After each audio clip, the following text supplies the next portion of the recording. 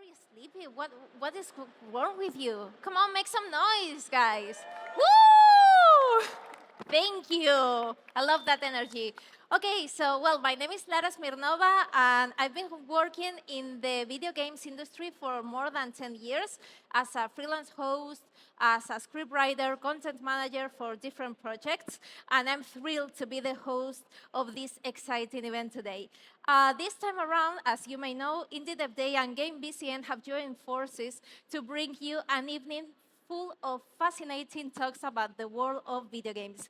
We will have the honor of meeting prominent industry experts, and they will share their knowledge and experiences to indie developers who were part of GameBCN in the past. And as the grand finale, we will enjoy a presentation from the studios that have been incubating in the GameBCN 8th edition. But now, I would like to pass the floor to John Francesc, CEO of GameBCN. Please, a round of applause.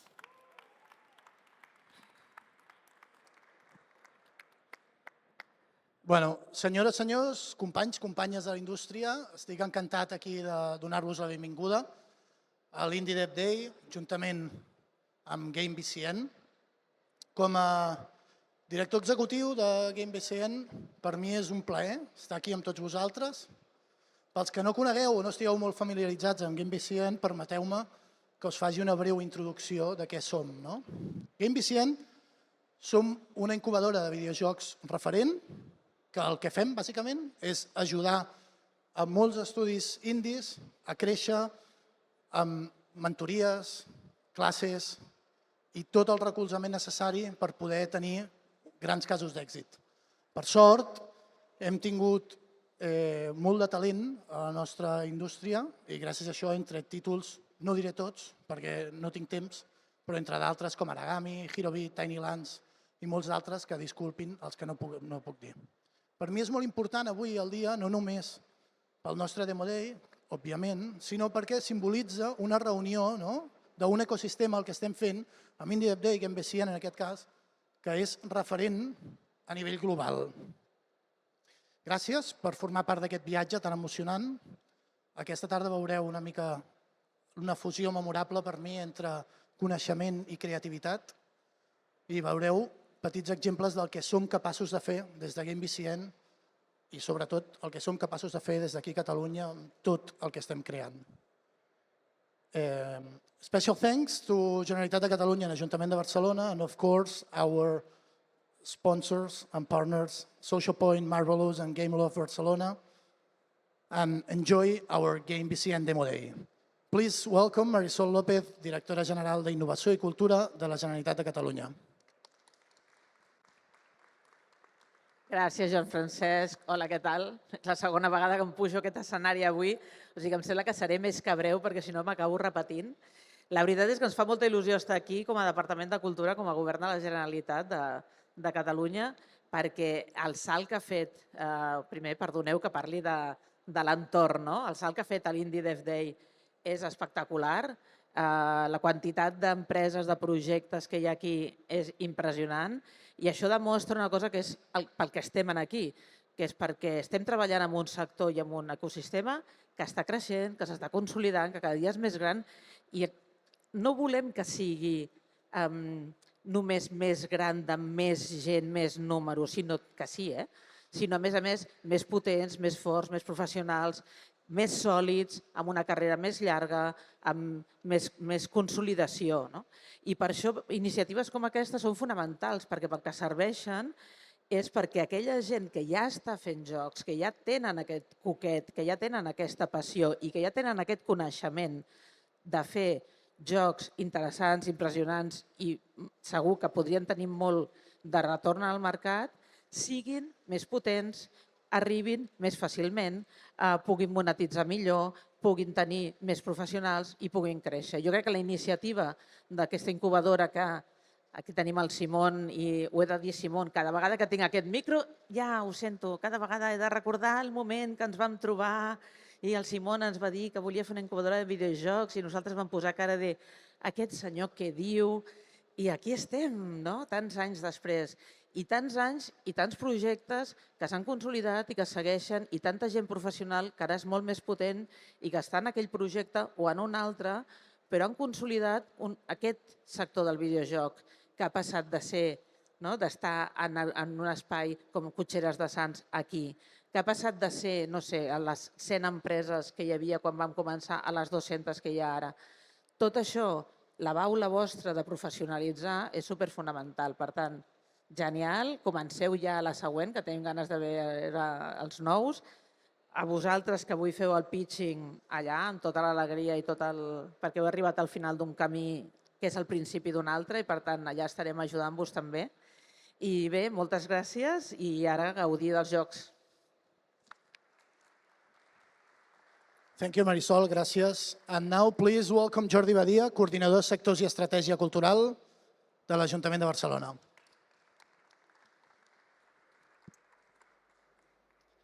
Benvinguts, benvingudes, moltes gràcies.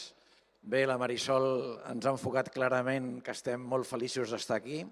Jo també voldria felicitar no només el GameBCN per la seva insistència en aquest projecte que ja en van 8, sinó també els estudiants, els emprenedors, els que han aconseguit arribar fins aquí i que avui ens presentaran les seves propostes després d'estar mesos de treball. Com ha explicat, estem en un sector primer de coneixement, després de talent, i ara ens falta aconseguir finançament per tirar endavant. Bé, voldria donar les gràcies a tothom. GameBCN, moltíssimes gràcies per seguir incubant, treballant, lluitant i buscant. Aquest any han estat més de 174 projectes, vull dir que us han presentat, vull dir molt, molt bé. Aquest és un projecte que dins de l'Ajuntament de Barcelona ens encaixa i ens encaixa molt. Sabeu tots que Barcelona és una ciutat creativa de per si, amb els rànquings internacionals sortim com la novena ciutat més creativa i per tant aquest és un esdeveniment que demostra més que seguim empantant i empantant i empantant. Repeteixo, moltíssimes gràcies i esperem que avui sigui un dia per alguns de vosaltres molt que recordareu amb el vostre futur perquè serà el primer pas cap a la, espero, professionalització. Moltes gràcies. Thank you. Gràcies, Jordi. And please, Lara, move on.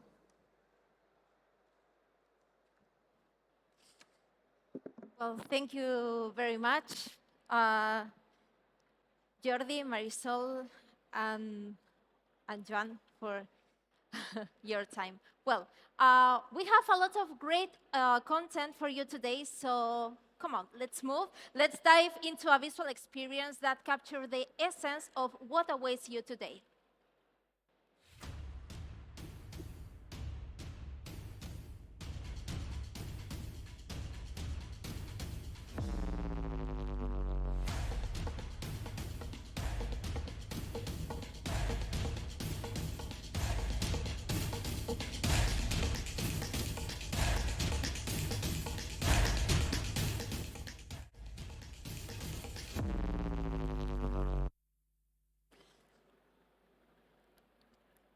Well, as you can see, we had some amazing games here on GameBCN, but let's move on and welcome to the excited panel, Helping Talent to Succeed. We have the honor of presenting a group of talented professionals who have experienced the GameBCN incubation program before. So our goal here is to share their insights, their knowledge, their experiences, cultivated during their time in the program, and even more important, the lessons that they have learned.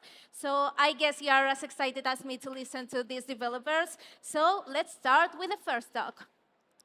Thank you, Lara. Thank you, Fer. All yours.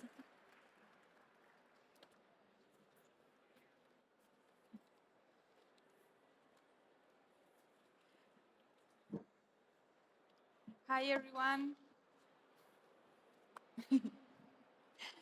Okay, welcome to this exciting panel. Well, for those who don't know me, I am Fer Arrevillaga, and I am a program manager at GameBCN. Oh, sorry. No? Yes, sorry. Okay. No? It's not working. Hey. Now? Yes? No? Okay. Hi, my micro is working. Yes. Okay. Okay. They say to me. Okay. Sorry. Okay. Well, let's start. I don't know who wants to start to introduce yourself shortly, and after you want to speak a little bit about your project. Yeah. Whoever. Rita. Yes. Hello, hello. Okay. So, well, I'm Rita Fortuny. I'm the lead producer at Team Ugly, and I also work with Pendulo Studios. And well, we are releasing our first game, our first indie game in 1 week, more or less. So we are super excited to see our product that means a lot of sweat, a lot of blood during these last 2 years that start with GameBCN.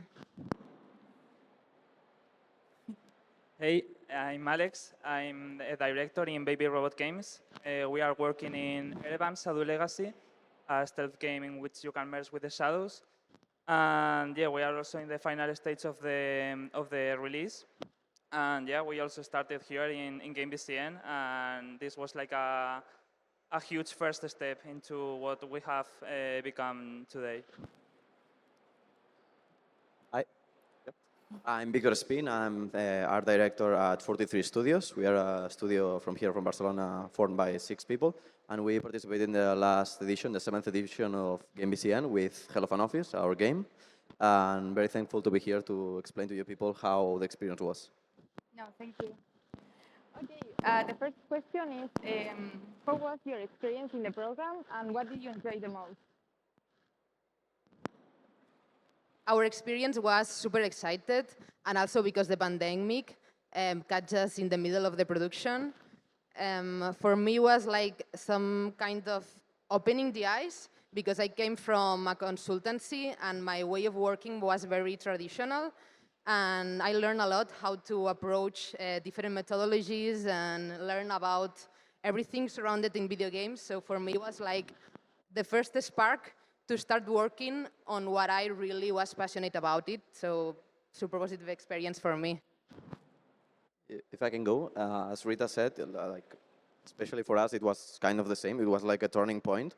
Like we had this project back in, it started as a final degree project, and all the mentors and teachers from at that time at college told us that it was a really good project that could be turned into a commercial project. But the day that we were accepted at GameBCN, it was like the day that the project really started to get into the shape of something that we could sell.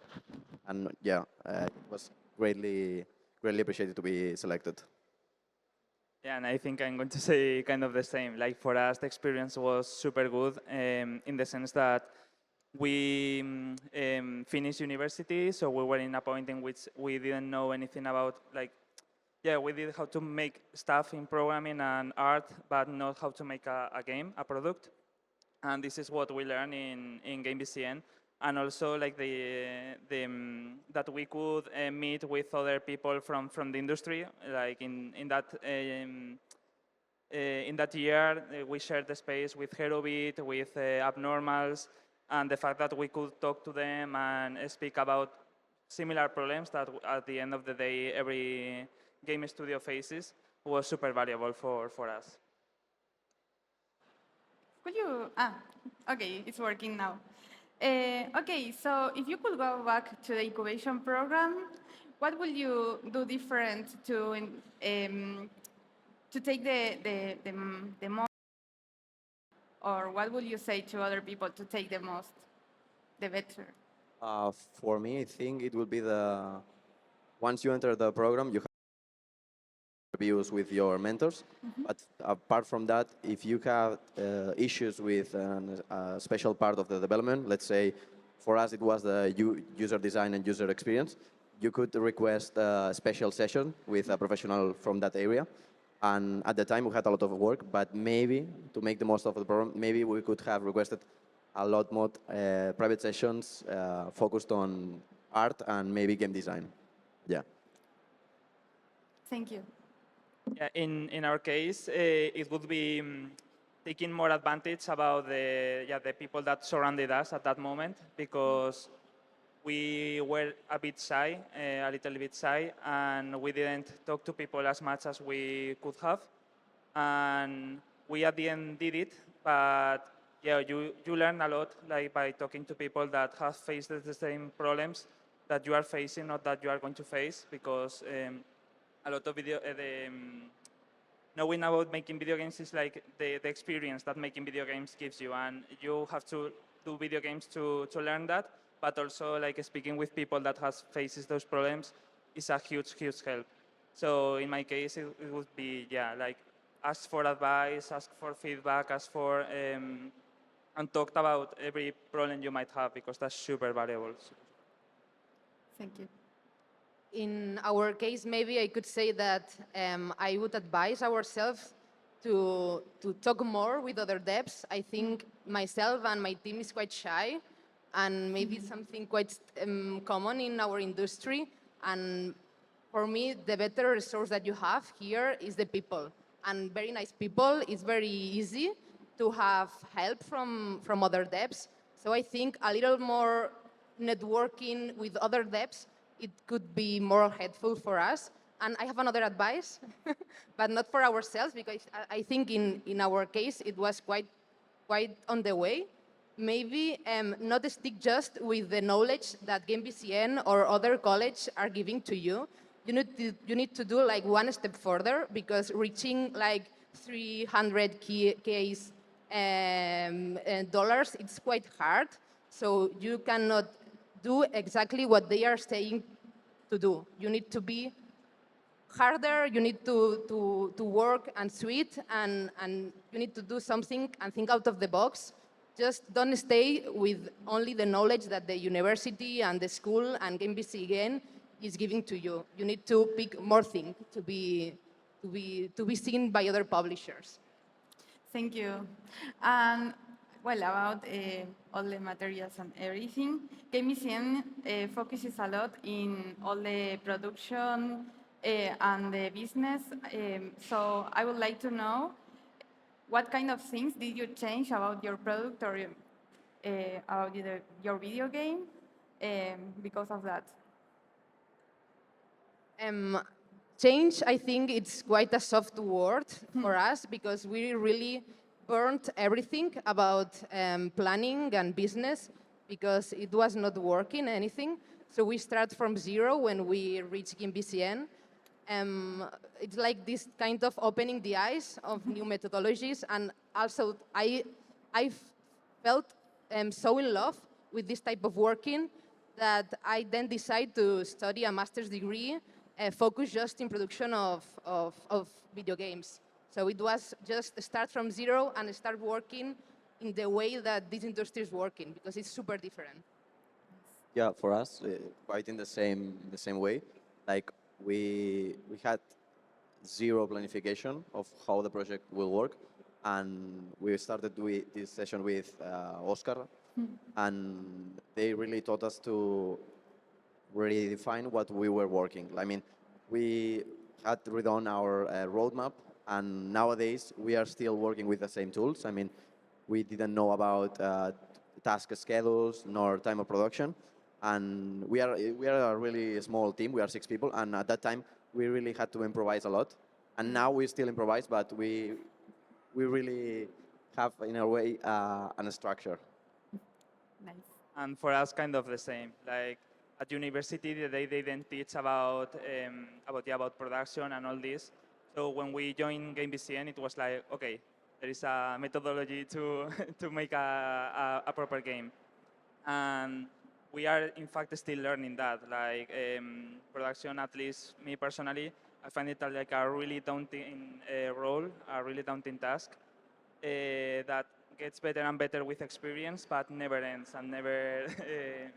It's always like, as a friend says, herding cats. Like it's a really difficult thing. But yeah, having the right tools and the right initial steps, and as I said, like some people that already know about this and can teach you a bit about this and talk about that is super valuable. So yeah, for us it changed quite a lot as well. Thank you. And about the business part, all the part of pitching, publishing, and everything, what will you say about it? How do you? For me, like there was one time that we had a meeting with Oscar, and we had this heated argument because our objective with the game, it was like, okay, maybe we can sell it to some publisher, but if that's not the case, at least we have a game that it's done. And Oscar replied saying that to have a game done that cannot be sold has no value at all. And at that time, it was like, for me, like this turning point of thinking like, okay, we really have to make a product that it works as a game, but it's also sellable. And in our case, yeah, like we already knew that for the game that we were doing, we would need a publisher.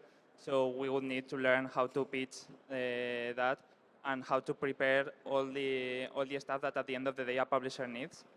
And yeah, our experience in GameBCN was super good with that as well because they gave us lessons to how to pitch the game. They even took us to Gamescom, which was super awesome because we could like start pitching to publishers. And for us, that was, I think, kind of like the key of later funding a publisher because it's a lot of like pitching them and talking and iterating through the vertical slice and everything. So yeah, in that sense, it also was a huge improvement. My point of view regarding the pitching to publishers, it's more or less the same that I was saying, that if you stick in the 10 pagers and the standard advice that any college can give to you, you're not going to succeed, I guess. I'm sorry for the hard words, but you need to be better than anyone. If you stick on the standard 10-pager, this, I think, it could feel like some kind of boring for the publishers, and they are not going to remember you. So you need to know how to 10-pager that pitch, and then you need to go one step further and be creative and surprise the publisher. So learn the basics that GameBCN are going to learn to you, but then do something different. Surprise the publisher and stick to their memory. Great advices. Thank you. Well, do you still maintain relationships with other teams from the program? No? Yes?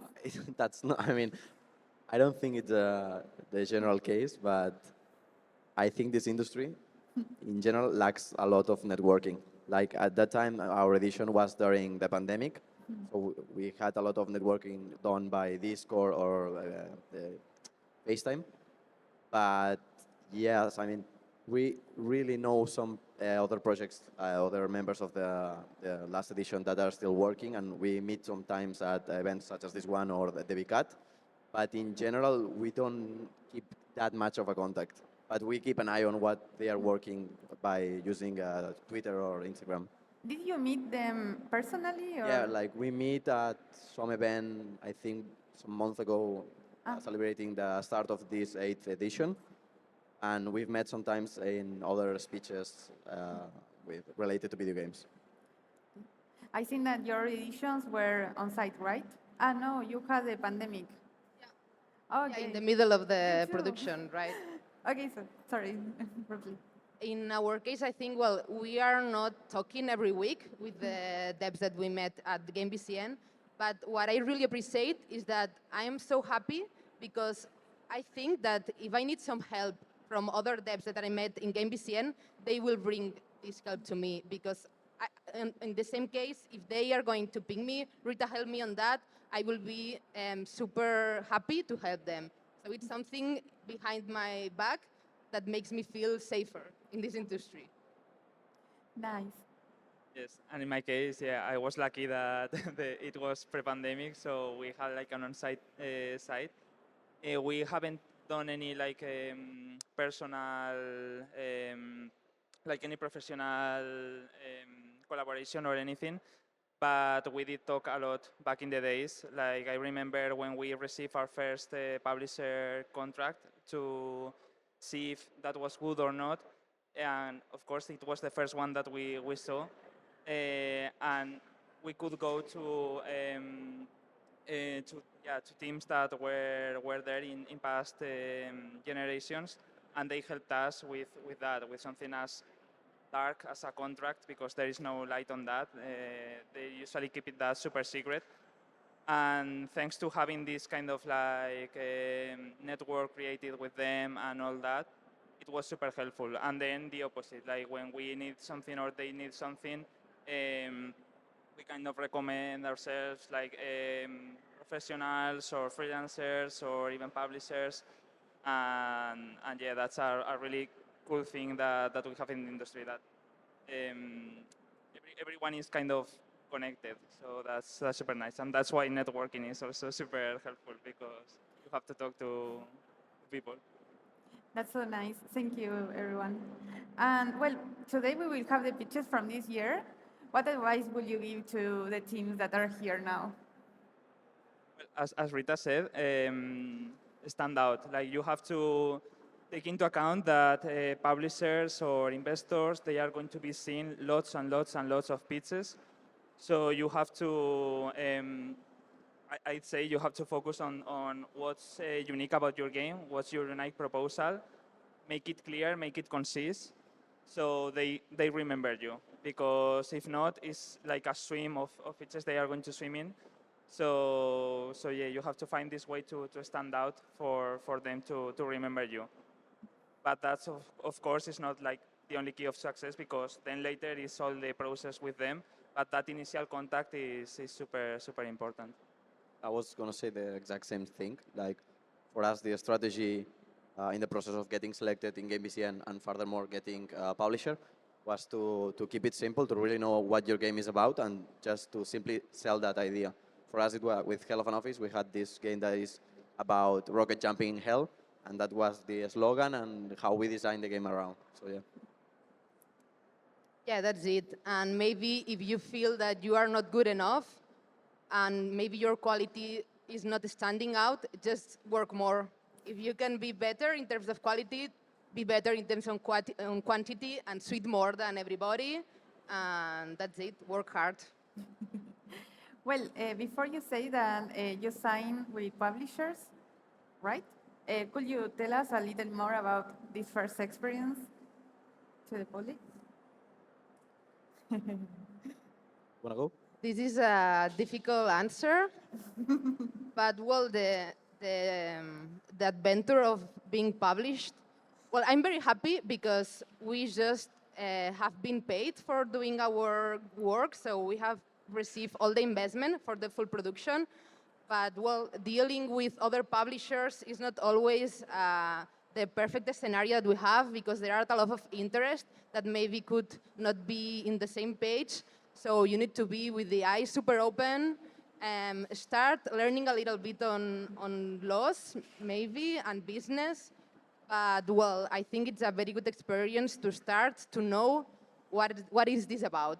Because maybe we start talking about a lot in passion and in fun, and then you start to talk about money and lawyers and other stuff that maybe they are quite boring, but at the same time, they are like fire and super excited as well. Thank you. In general, my advice would be to have legal advice, or otherwise you'll get fucked. But for us, the first stage of getting a publisher was to really apply to any publisher that was in search of paying for the development of a game. And you really have to insist, and you really have to research about what this publisher usually is looking for. I mean, we had this publisher that was mainly focused on horror games. I mean, our game is a speedrunning game, but it happens in hell. So we promote a lot of the hell part, like it has this hellish aesthetic. You can publish it and sell it on, I don't know, maybe on Halloween dates. So you really have to research what they are looking for. Yeah, exactly. And apart from that as well, don't be discouraged, because you are going to receive a lot of no's. That's unfortunately how it works, like unless you have like a super gem or anything. But in our case, for example, it was, yeah, receiving like no's, no's, no's, until we receive maybes, and then we receive a yes. So it's a long run. It also, of course, will depend on the game, the type of game, the budget, everything. But it can be a very long run. You have to be prepared that it's not something that, yeah, that solves shortly. It's something that takes a lot of time. So take that into account when planning anything about, like, in case there is no income coming, okay, how much time can we survive with this? How much time do we have to find this publisher? and be rational about that. And as they say, yeah, get a lawyer, super important, because if not, like they have lawyers, so you have to get one as well. And also talk to developers that work with those potential publishers, because there is a lot of secrecy around this type of around publishers and investors, because there is these NDAs and scary companies. You have to talk to the developers, and they will tell you exactly how their experience was. Maybe it's not yours, but it's a good starting point for avoiding like the sketchy publishers, which there are a lot, unfortunately, but there are also good ones, I think. I thought that you wanted to say No, something. it's just on the same page. Like, it's a really good advice to contact people that had already worked with the publisher, that had already worked and that had finished the project with publishers that you are really trying to apply. Thank you. And how do you envision the future of your studio in 2 or 3 years? Well, hopefully with our first game finished, because yeah, it's on the on the final part, and hopefully as well, like in the middle of the production or of the second one, whichever it is, or at least like having secured the funding. I'd say that's the, like as always in this stage, like the survivability of the company and everything is the most important. So having like those funding secured, I hope that's the case in in these years. Yes, same. I mean, the biggest obstacle I think in developing a game is to finish, and it has been. This game seemed really small, but it has been already 3 years, and we're really looking forward to finish it already. And in the near future, we are aiming to maybe develop even a smaller game, or even to change the genre of the game. I mean, we were talking about creating other games with the same aesthetics, FPS, platformer, or games about going fast. But maybe we really want to try to implement a new genre such as horror games. And I see myself not working in Team Ugly, but earning money from Team Ugly. I mean, I think that GameBCN is not only a way to improve your project and your team, is also a way to improve you professional as an individual. So Ugly for us was like a way of learning also, and to put the first step into the industry. Myself, for example, and other people in the team, we are working in different companies. So in case I'm most in double A studio, for example, we have other that work in a triple A studio. We are in both sides of the industry. So we want to keep in more hands from the indie studio. So that's it. Working less and earning more. That's the dream of all. Okay, thank you. Well, will you encourage the studios that are here in the Indie Dev Day to apply to GameBCN 9 or anything? Yep. Yes, no? There are a lot of studios here now. Will you encourage them, or do you? Yeah, for sure. Yeah, yes, absolutely. Sorry. I know. Yeah, because well, my life and the life of our team changed absolutely, because I was like a gray person working in a consultancy with shoes, and it was like not very happy working there. And thanks to GameBCN, we are really working on what we are really passionate about it. So it was the spark, GameBCN for us, and then we just do to keep the fire on. So it's a very good opportunity. GameBCN for us was the first entity that really trust us. So it was like an external validation that gave us the confidence and the trust to keep working what we were doing. Thank you. I see no downsides at applying at GameBCN. I mean, it's free. They give us money. They give us legal advice, professional advice, and I see no other way of as a small studio that is starting nowadays, and it's in developing their first project. I see no other way of really making this a serious business and turn their project into their job. Exactly what Victor said. Like they give you stuff and they don't ask you for stuff, so that's a win-win. It's not. I'd say, like at least in my year, like the only requirement was to put the logo on the website, which is of course like. And they give you, yeah, they give you money. We went to Gamescom thanks to them. We receive a lot of mentorships. So yeah, there is literally no downside not to apply at least. And then it will depend, of course, but yeah, like I see no downsides as Victor said. Okay, thank you, everyone. Ah, yes, yes. I think that what I like the most from GameBCN is the long-term relationship that you have with us, because it's something that is the first thing that I say when the people ask me what about GameBCN, and it's something quite strange that Oscar, for example, is still mailing me and saying, "Hey, go to that conference," or how are you doing? And we have been in GameBCN like 5 years ago, more or less, but they are still there and counseling us. So having this type of big brother for us, it's super useful, and I really appreciate that part of GameBCN that is not in other program incubators. I was going to say exactly the same. Like, we ended the project last year, but within the month that has been between the end of the edition and now, I've been in contact with Oscar and Josep.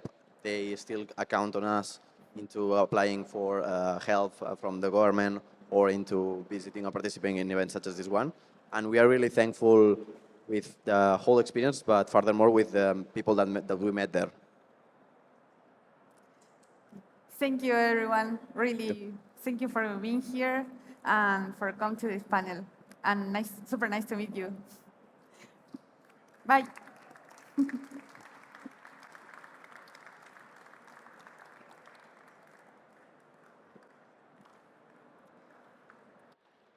Well, thank you very much for your time and for this panel.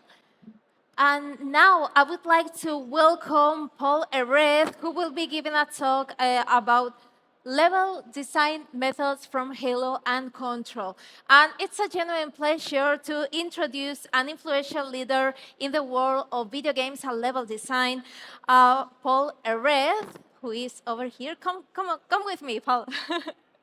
With an experience spanning over 2 decades, Paul has left his iconic mark on titles like Halo and Control, and his expertise is absolutely unparalleled. From his role at 343 Industry working on Halo 4 and Halo 5 to his leadership in the successful game Control by Remedy Entertainment. So without further ado, let's welcome Paul with a round of applause, please. Oh, wow.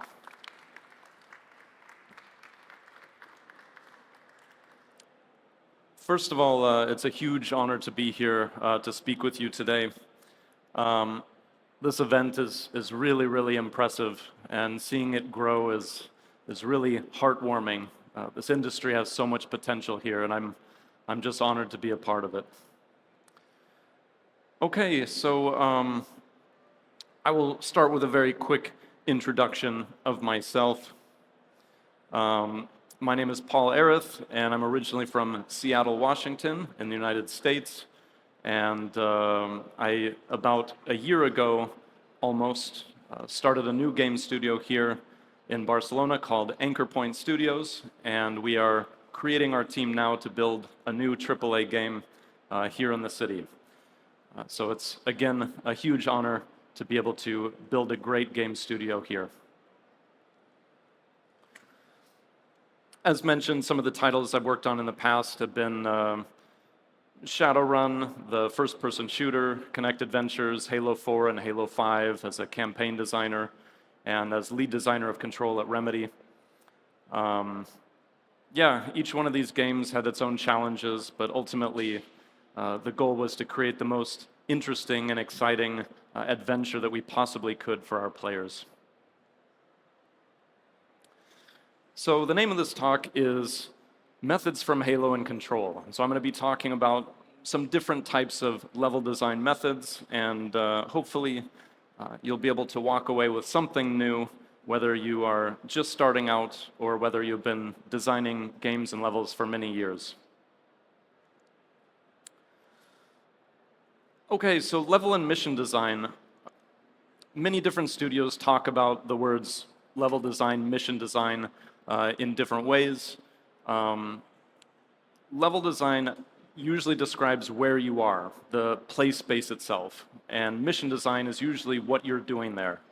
I'm going to be talking about both of these things kind of together because to me, you kind of can't really have one very well without the other. So we'll talk about them both. So there are many different disciplines that fall under level design. Everything from storytelling, what's compelling about what you're doing, the architecture of the space, how players move through it, how you frame certain areas, the psychology of the space, how you communicate to players how you want them to play through it, and of course, usually combat, although not always. So don't feel like you have to put combat in your game. Most of the games I work on usually have combat, so I'll talk a little bit about that as well. So linear versus nonlinear. This is a meme that came out a few years ago, maybe a long time ago now, I can't remember, that does a really good job of describing kind of the differences in a jokey way about nonlinear, more open versus the more modern Call of Duty style. Neither one of these is right or wrong. You can do whichever one you want. They're both good in different ways. More open gives players much more choice and maybe feels more engaged with their own choices. But more linear can often give a more impactful, more cinematic experience. So play with these a little bit and see where you want to be. So I see it as kind of a spectrum where linear is more directed, more cinematic. Again, there's absolutely nothing wrong with that. Phenomenal games have been more linear. Games like Uncharted are usually, not always, but usually a little bit more linear. Games like Call of Duty sometimes open it up a little bit more, give a little bit more freedom in where you go. And then games like Halo open it up a bit more, usually giving you more freedom within each play space. Games like Dark Souls open it up a bit more, even give you different pathways in how you move through the space itself. And then, of course, much more open games like Far Cry and The Witcher. And then finally, we have games that are almost entirely open, like Breath of the Wild here, which, after you finish the tutorial area, you can go right away to the final boss if you want to, although I wouldn't recommend it. So again, neither side of the spectrum is right or wrong, but think about what type of experience you want to present to players to make sure it feels as impactful as you want it to be. Hub-based level design is something that we use a lot in Control and maybe a little bit less in Halo. But of course, the general idea is you have a central area that you start in and then go off from that area to explore while coming back through that central area multiple times. It's really smart reuse of space. It also gives players the benefit of feeling familiar with where they've been, so they have a little bit of an advantage when they return to the space because they know it. Games like Monster Hunter also do a really good job with hub-based level design where you come back to the hub space after each mission in order to upgrade your weapons and get ready for your next adventure.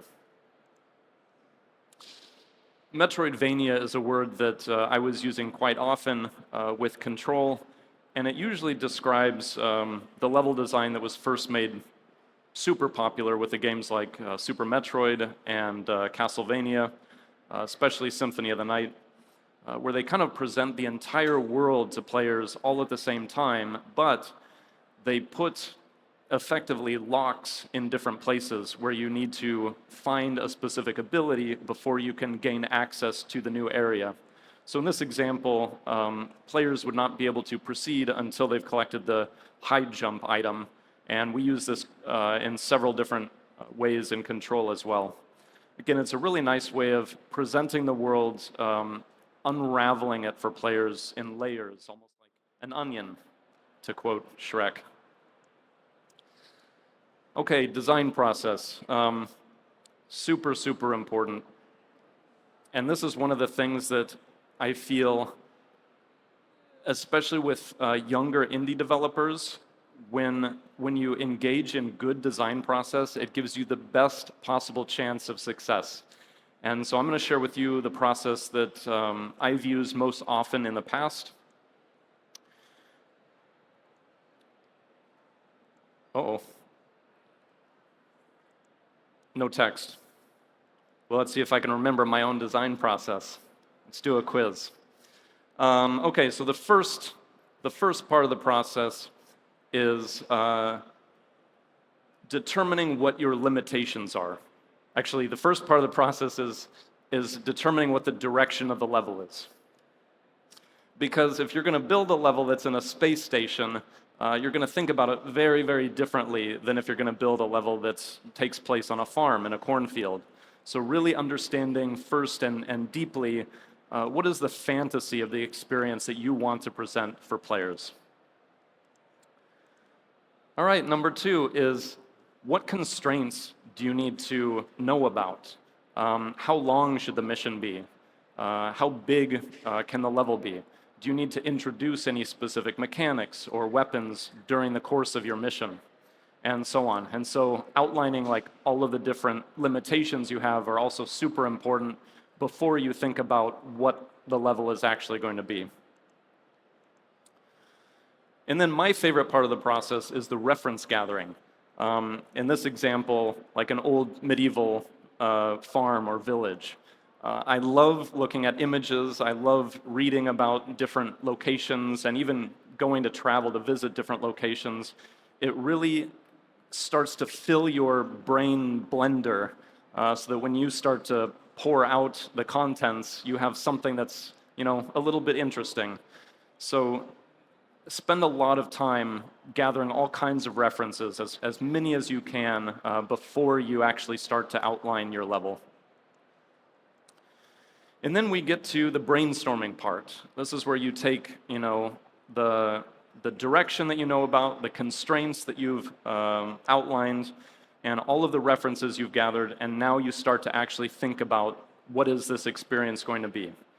And this is often good to do with 1 or 2 other people so you can bounce ideas off of each other. And you'll find that there's an energy that kind of starts to build between people. It's really, really nice. And then finally we get to where most people actually start, which is the design documentation writing. And this is one example of a template that I use for all of my mission and level designs. Keeps it consistent, keeps it very, very simple and clear. It should be very, very easy to read. And so, yeah, always remember to keep it simple because somebody else has to read through it, and you want to make that as easy as possible on them. And then we get to prototyping. Prototyping stage should be very, very fast, very rapid. Get fast geometry in, use cubes as much as you can, simple colors that help communicate what is happening. This was some examples of my very early block-in from Halo 4. And yeah, and this is where your vision starts to actually come to life. And finally, iterate. Play your level over and over and over again. Check distances, check scale, start to put in your enemy encounters if you have them, or whatever your core gameplay is. And keep making notes, make your big, fast changes up front, because you don't want to adjust little tiny details when probably that's all going to be redone later on anyway. So big, big changes. Let's see how I did.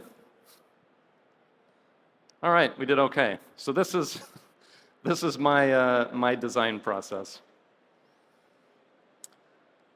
And then finally, working from general to specific. Again, this is very much about making your big changes up front so that you can kind of see how things are fitting together, because you don't want to be polishing little details that are going to be bulldozed a little bit down the road. And then as you play and iterate in passes, your level will come into focus much simpler. All right, let's talk about missions and what makes a great mission. So in this example, a good mission structure is a simple goal and then, of course, great success, where we have our friend Borat. But I think that maybe this is a little bit too simple, and this is going to create a rather boring experience for players. It's good to have a very simple goal, because otherwise players will kind of not really understand why they're doing what you're having them do. So keeping it simple is very, very good, very important. And also making sure that they can actually succeed at something also feels really good. It's their reward for completing the mission. A more interesting mission structure is taking that simple goal. Let's say, for example, it's Mother's Day and you need to go buy flowers for your mom on Mother's Day. Simple, right? Very simple. But then something unexpected happens. And this is where it gets really interesting for players. You went to the store, you bought the flowers, but on your way home, an alien in a spaceship comes down and steals the flowers from you. Why? Well, we don't know yet. So something unexpected happens. And now the player has to react to that and improvise. And so you ride your bicycle after the alien that's going up and over the hill. And when you crest the hill, things go from bad to worse. When we get over the hill, we see a whole army of aliens that are collecting flowers from the whole area. Why? Well, because their weapons are powered by flowers. Just go with it. Flower power. And so now you have to go in, defeat all of these aliens, and then you get the great success at the end, where now you get the biggest flower bouquet that you've ever seen to take home to mom for Mother's Day. So throwing in twists from time to time keeps things fresh. Taking a standard expected thing and then flipping the table and then having the player react to it makes for a much more interesting scenario. Okay, so let's talk about Halo and what we did on Halo. So big epic events were one of the key kind of selling points for Halo. We wanted to take things which were, not so much the normal everyday experiences, but really elevating these things to a ridiculously big degree. And so this is the opening cinematic to one of the missions that I started designing. I think it's the 4th mission out of the game, where a big spaceship, friendly, comes and crashes down, and you have to go and rescue everybody. So how did we build this? Well, I went through the same design process that I went through. This is an example of what the paper design looked like. I started with just a basic beat summary, we call it, of all of the major events that happen over the course of this mission. And then on paper, I did a little sketch about, what could the layout look like. Very simple, very open, and made it very easy, simple to read through, so you can kind of play through the mission in your mind as you read through it. And then I used a piece of software called Microsoft Visio, which allows you to make a little bit nicer, turning your sketch into a little bit nicer looking 2D image, and still being able to read through it fairly easily. So this is kind of just an example of, Halo's a big game, but from very simple, small beginnings, very humble beginnings, do we create and craft our missions. As you can see here, originally this mission was quite a bit more open, and I wanted to give players a lot of freedom in how they could travel around the world and complete all of the different objectives. Ultimately, we ran into some technical issues which prevented us from being able to make a fully open level for this level. So the one that we shipped with, we made it much more linear, but it ended up still being one of the highest rated missions in the game, which is a testament to one of the other level designers, Dan Callan, who did a fantastic job. Okay, trivia time. Does anyone here happen to know how many missions Halo 4 had? Anyone want to throw out a guess? We have prizes.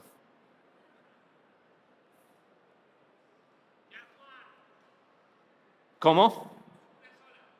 One?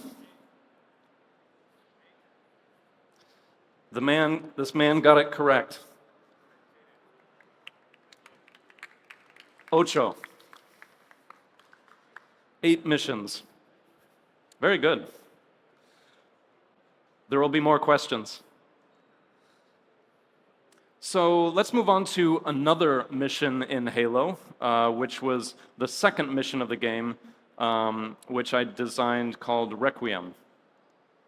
So this is a mission which I designed much more linear, and this is very, very early geometry of the whole mission from start to end. And the key events for this mission was to introduce you to this alien world that you have crash landed down onto. So before this, your spaceship comes under attack, spoilers, and you end up crash landing down onto this planet. And so each event, we wanted to take you on an emotional journey where we introduce you to the world. And so at the beginning, you start in this very dark and serious crash zone where all of the pieces of the ship have kind of crashed down, and you basically wake up on the planet. It's very, very dark, it's very serious. And then as you continue forward, we reveal the magic and the majesty that this world has to offer you with this view of these floating towers.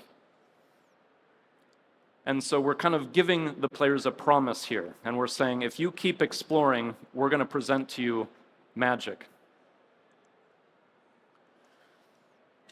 Then you find a vehicle where you have the option to drive, and this is where we give you a little bit of a driving adventure now.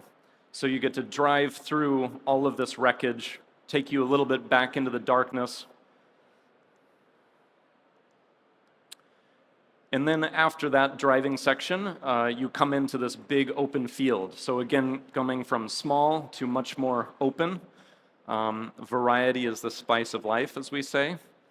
And so in this area, you get to drive all around, or you can get out on foot and shoot enemies. But we give you a chance to enter combat with the vehicle now.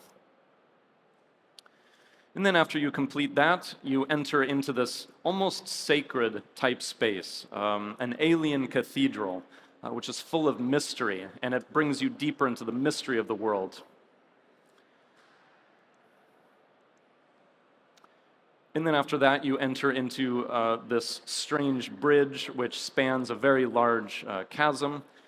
And for this area, we wanted to do a bridge area, but something that was a little bit more interesting than your standard bridge. And so we had multiple layers on the bridge and a lot of different options for how you traveled through this space. And then we open it back up again and give you a lot more options, some vehicles to drive here as well as you enter into the final room of the game, which is this quiet moment where you're being invited in deeper into the mystery of this planet, into this world. And so with each of these moments, they're all pushing you forward, and they're giving you a nice variety of different experiences from start to finish. And a lot of storytelling and exposition. And so when you're thinking about your mission and your level space, really think about each moment and how it's pulling players deeper into the world and giving them questions in their mind that they want to answer.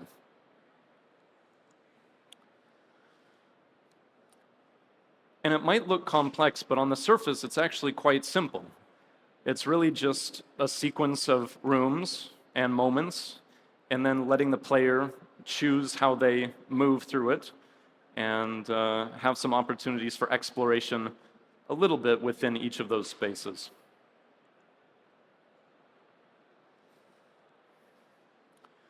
Okay, so let's talk about control.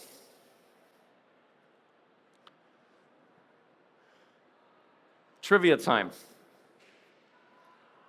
Who here can guess how many level designers we had for the vast majority of the project?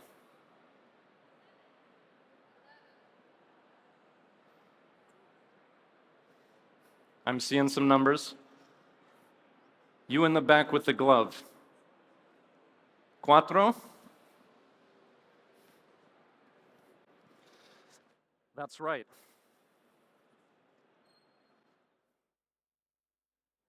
It's for you.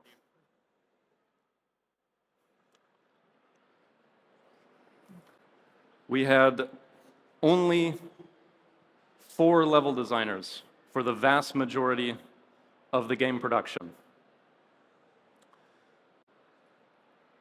Question number 3. How many sectors did we have in control? 6, 3, 5, 4.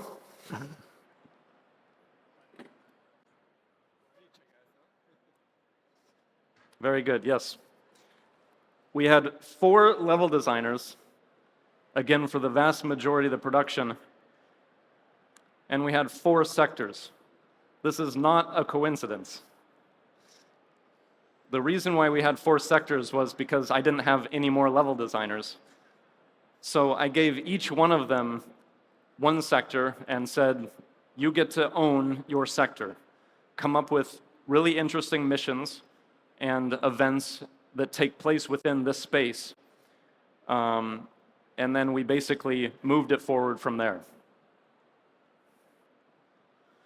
So 4 designers equals 4 sectors. Later on in the production, very late on in the production, we did end up getting some additional support, but the vast majority of the sectors, each one was 1 designer. In Control, we really wanted to focus on player freedom and exploration. So giving good rewards for that, good incentives, was really important. We also wanted to really build on the mystery by not explaining everything up front. There's much deeper things happening under the surface in this world, but we don't want to just tell you what's happening. We want to give you the opportunity to figure it out for yourself. We also use, for the most part, a very hub-based level design. Again, where we had usually a central area and then different places that you could go and explore off from there. Again, this is really good for replayability. It extends the gameplay time that you have in the space. And it's really smart reuse of assets because anyone here who's worked on games before knows that it's not easy to create a whole lot of game assets and keep the quality high. So reusing those things was really good in extending gameplay. Okay, so how did we design our sectors? I started off by having each of our designers come up with about 3 different missions that would take place within their sector, their area. And so, for example, this would be one mission, and players could travel through this area as they're doing this main mission. And then the central area would become kind of like the hub for the sector. After this, they would build a second main mission that would also connect to this central hub space. And then finally, a third main mission that would also take place and be connected to these levels as well. So when you stand back and look at it, our sectors would look rather complex. They would look like, you know, a whole lot of different rooms and areas that were all connected in interesting ways. But ultimately, it started out by just creating 3 completely separate main missions and then connecting the rooms together a little bit later on as we built.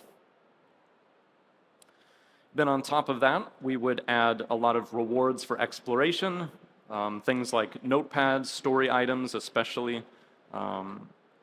We would also add different NPCs, optional mission givers who would give rewards or give different quests that were optional for you.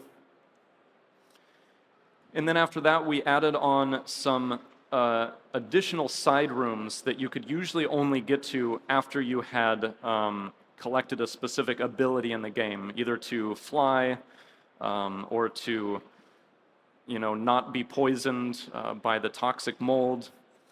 And so all of these things together built a very rich world from very simple beginnings. We ran into an issue with the level design early on, which is that all of our rooms were much too small. I think in some of the previous Remedy games, they had focused mostly on much smaller, more story-driven gameplay spaces. And so when I would start reviewing the missions, all the rooms were way too small for combat, even for feeling like really big and epic spaces in the game. And so we changed things up a bit. One is we started with our non-combat spaces, our really small rooms. And then we added our smaller combat spaces. And then after that, we really pushed to much larger, what we call medium combat spaces. And then finally, very, very large, very epic spaces. So from this image, you can see the good variety of spaces and sizes that we were trying to go for, so that as you move through each sector, you get a nice flow. You get some big, some small, some medium, and it feels much more interesting. But it was very difficult to push level designers to build bigger spaces. And so I kept saying, we need this room to be bigger. We need this room to be bigger. We need this room to be bigger. And finally, I told them to add some extra zeros onto the scale. And we finally arrived at our big room size, which the nuclear power plant was basically the proof of our biggest room size, that we could make it work. And it was an interesting conversation with the artists, because they didn't believe we could do it, but they did it, and they made it look amazing. And so yeah, don't be afraid to get some really big, epic size spaces in your missions. Speaking of the power plant, does anyone happen to know what the name of the power plant was in Control? It was named after a person. Anyone?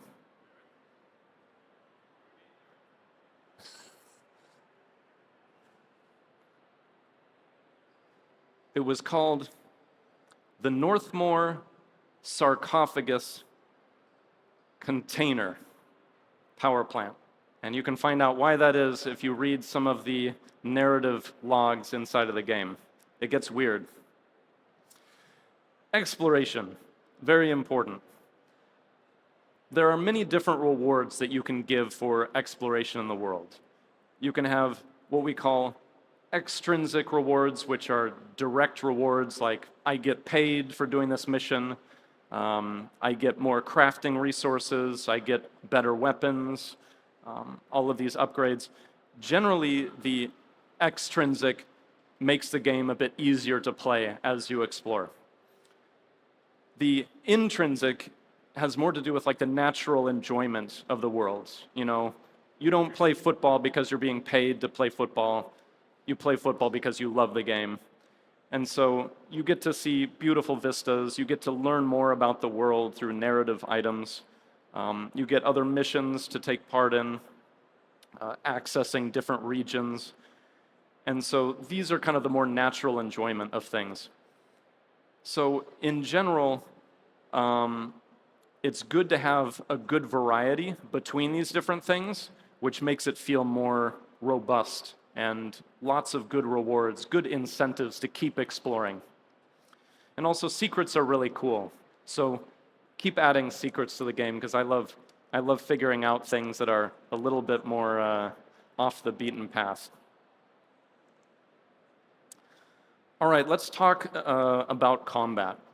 So combat is something that I feel does not quite get enough intentional design attention, if that makes sense. I think a lot of people kind of throw combat in the game because it's what you do, but really there's something important to be said about good combat and what makes good combat.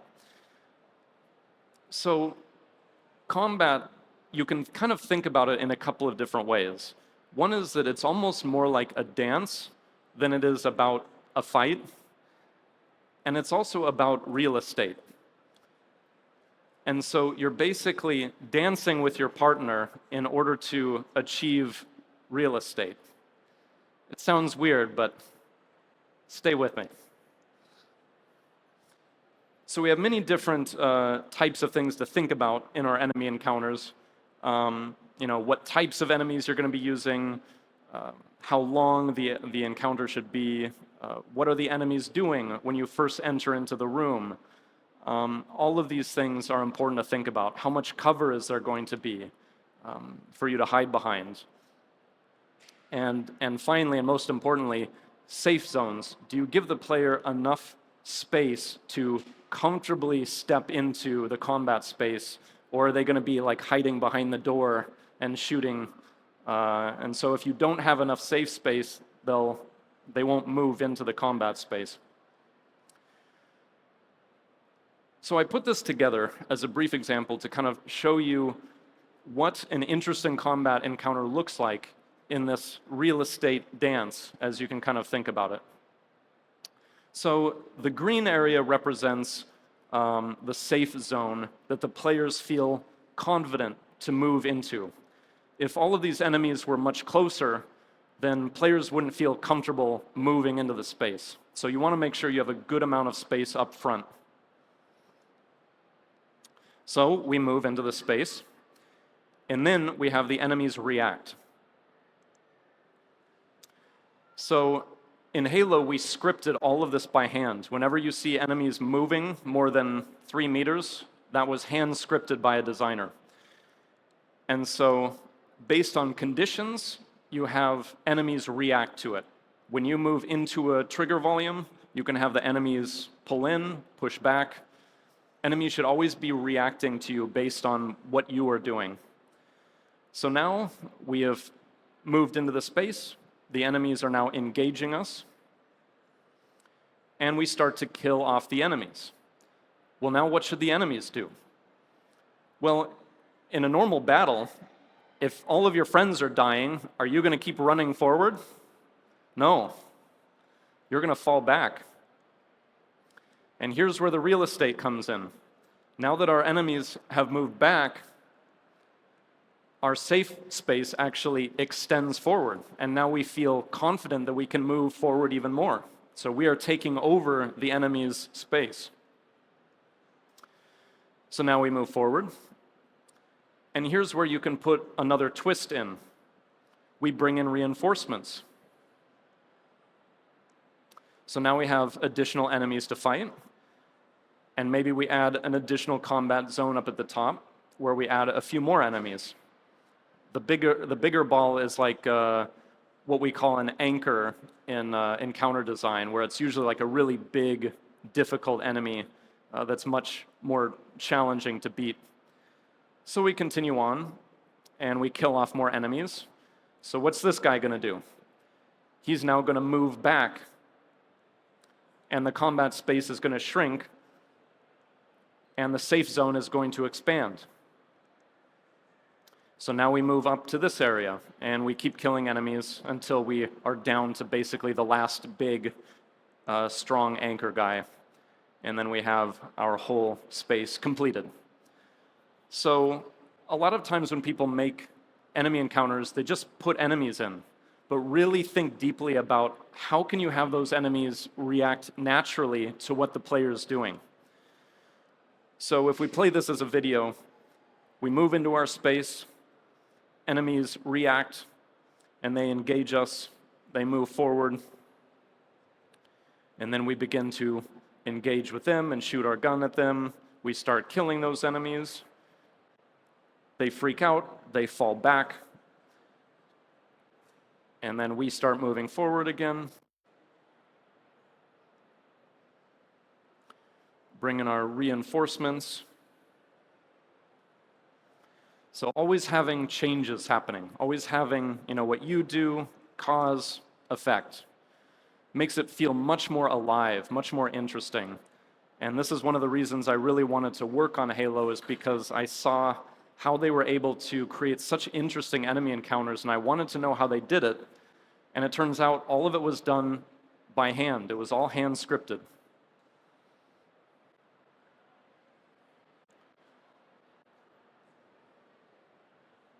Enemies fall back again, and then we move forward. The dance, the real estate. I bet you never thought about enemies that way before. So now what can you do now? And what are the best things that you can do moving forward if you're interested in getting into level and mission design? Number one is analyze other games really, really deeply. Play your favorite games, play your favorite missions in games.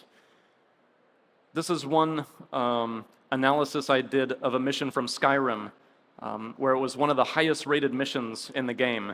And I wanted to look and see, how did they build the mission? And so I just played through it very slowly. I played through it multiple times, and I wrote down every major beat about the mission. What were all the events that happened? And so we have our main objectives. There's just five simple objectives. But deeply analyzing missions helps you understand how they built these as well. Same thing with Zelda Breath of the Wild. This is one of their missions called the Mystery Polluter. You just have two NPCs, one who is eating watermelon and throwing it in the river, and one who's a farmer who's complaining that somebody is polluting their river and they can't grow anything. And so you can talk to either the farmer first and he complains about it, or you can talk to the polluter first and he'll just say, I sure love eating watermelon.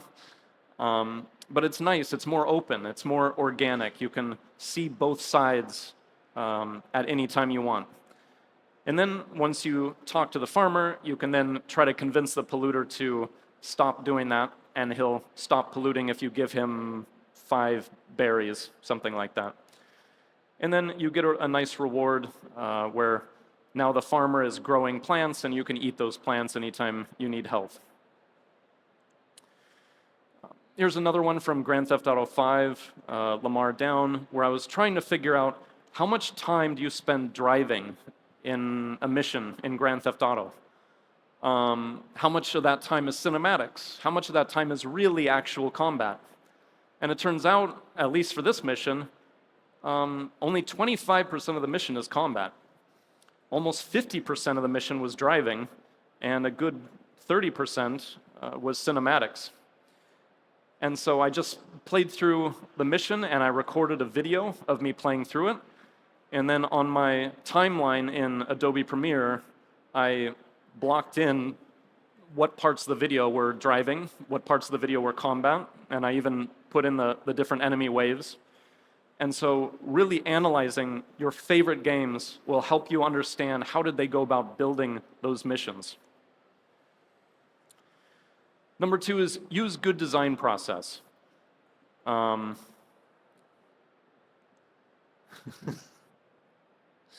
Does anybody remember what the 3rd step of the design process is?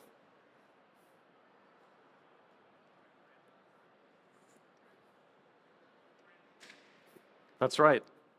Reference gathering.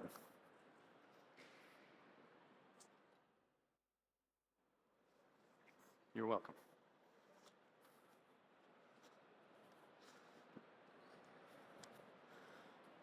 So really following this will help you make the best possible missions in the shortest amount of time. And if anything starts to fail or start to get a little bit rough, you can go back one step and go back through that again. So it's really, really helpful. Learn 3D modeling. And I can't stress this enough. I think most people are now able to learn good 3D modeling because Blender is free and there's great YouTube tutorials on it. But really learn basic 3D modeling. Even if it's untextured, it really can help you express your ideas in the best possible way. This was my design test that I did for Bungie many years ago. Actually, no, this was the one for 343. So this is the design test that got me my job on Halo at 343 Industries. I wanted to prove to them that I could build a really interesting mission. And so I built the whole thing in very simple 3D. It was very fast and easy to build. And then I basically outlined all of my objectives, kind of showed where the main enemy encounters would happen, where the different events were. And so if you can communicate in this in this way, you will have such a good chance of getting into a big studio to work on a really big game if that's what you would like to do, because they are hungry for people that are excited about building great missions. I went into more detail. And all of this came from this paper design. So I just scribbled out my ideas and then I started building it in 3D. This was my test for Bungie, which got me a job offer from them, but I actually decided to go to Remedy at this time because I love the games that Remedy made. But again, simple 3D geometry to really express the idea of the mission. The different places where enemy encounters would be, and what was special and unique about each of the different areas. So if you can learn just even simple basic 3D, you can really express your ideas much, much easier. And all of that came from this paper design here, which is actually just a whole bunch of different pieces of paper that I put together in Photoshop. And then finally, start building now. I think most of you probably are. But if you aren't, start building now. Just play around. There's so many great free tools. I think pretty much all of these are free now. And yeah, it's honestly never been a better opportunity to just start building what you want to build. Because I am really excited to see what you guys build. There's so many great things, so many great worlds that haven't been explored yet. So keep building, and I can't wait to play what you guys make. Thank you all so much for the opportunity to speak with you today. The show is amazing. You guys are all amazing. I'm super excited to see what you come up with. And yeah, thanks for having me here, and we're hiring, and I look forward to seeing what you guys make.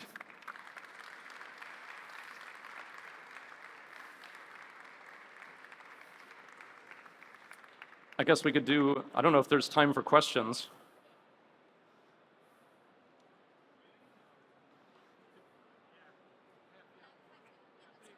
Five minutes? Okay. Yeah, if anybody had any questions.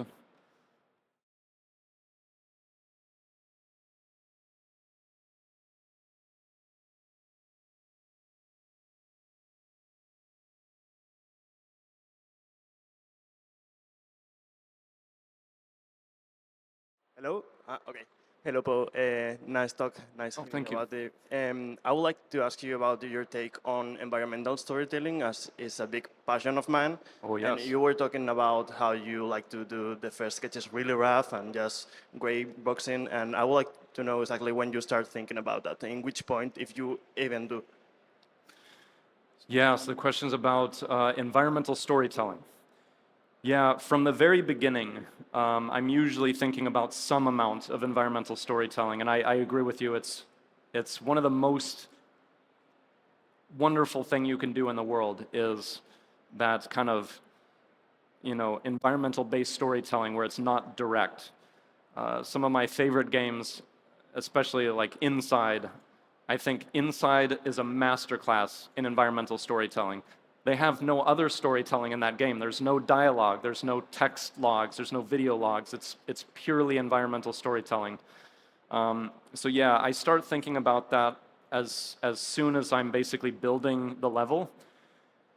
But you will find that there are many opportunities to tie things in as you keep building it. And I think probably some of the most interesting moments of environmental storytelling have come in at the very, very end, where you're playing through your level and you go, I could add this thing here and connect it to this event, and then of course you have to convince the artists that it's worth their time to to put that in. But yeah, that's a great question. I would say, as early on as you can, start thinking about how you build your world to be able to tell the stories of how it came to be and why the events are happening there. And then as you keep playing it, keep looking for more opportunities to keep adding more to it. Thank you very much. Oh, it's a great question.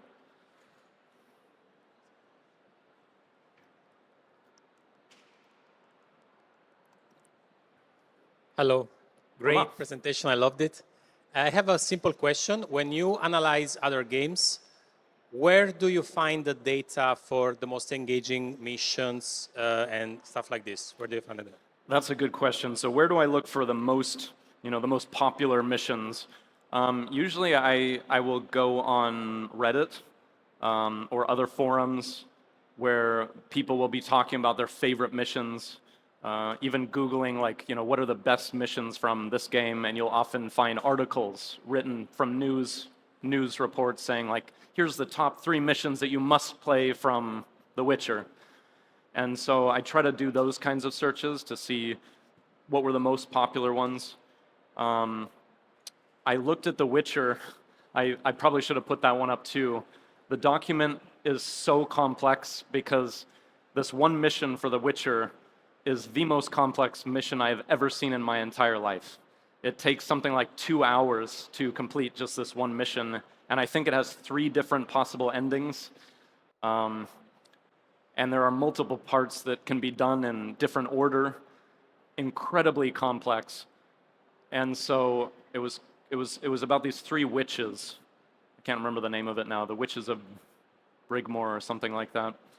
And so I picked this mission because a lot of people were talking about it, and they were saying this mission is insane, and they were right. It was completely insane, and it was really interesting to analyze that one. Hello, really nice talk. It has been really interesting.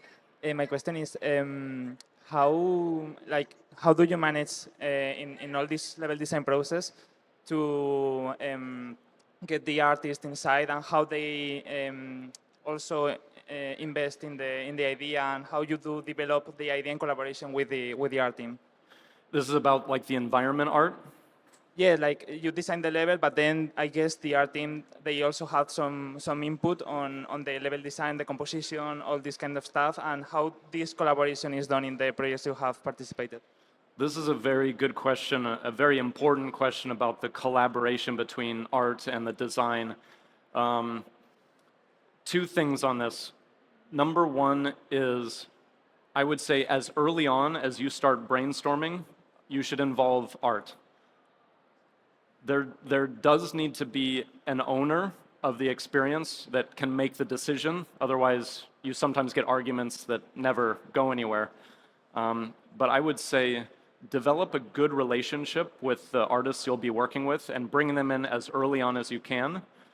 And then do it in stages where you go off and you think about things for a while, and then you present it to them.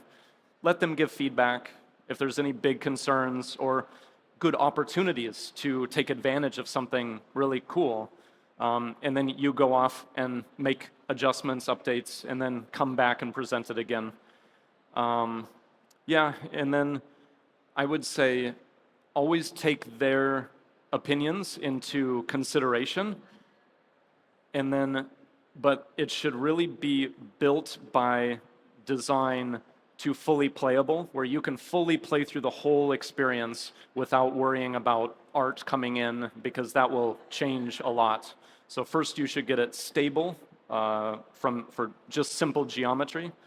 And then once it's been approved and everybody says, this is an amazing mission, then art will come in and destroy everything. No, just kidding. Art will come in, and then you have to keep going back and forth, because they will find some issues with some things that you may need to change, and maybe they will have some issues that you need to have them change. But yeah, always a back and forth, forward progress. Yeah. Awesome. Thank you very much. Very good question. Any other? Hello. And how do you manage technical or constraints limitation into your creative process? Like, do you start like going crazy and then cutting things off? Great question about technical constraints. Yes. So the answer is yes. Always go crazy first, within reason.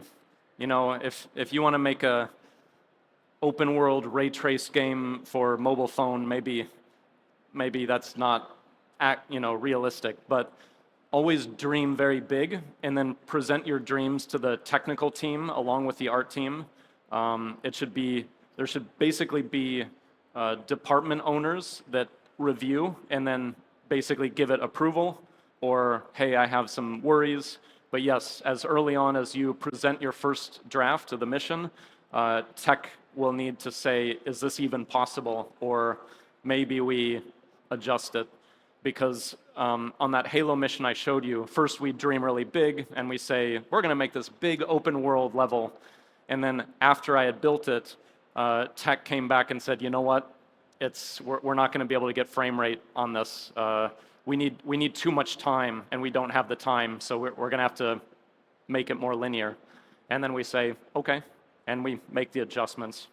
So yeah, tech early and then do the best you can, but always dream big. Thank you. Yeah.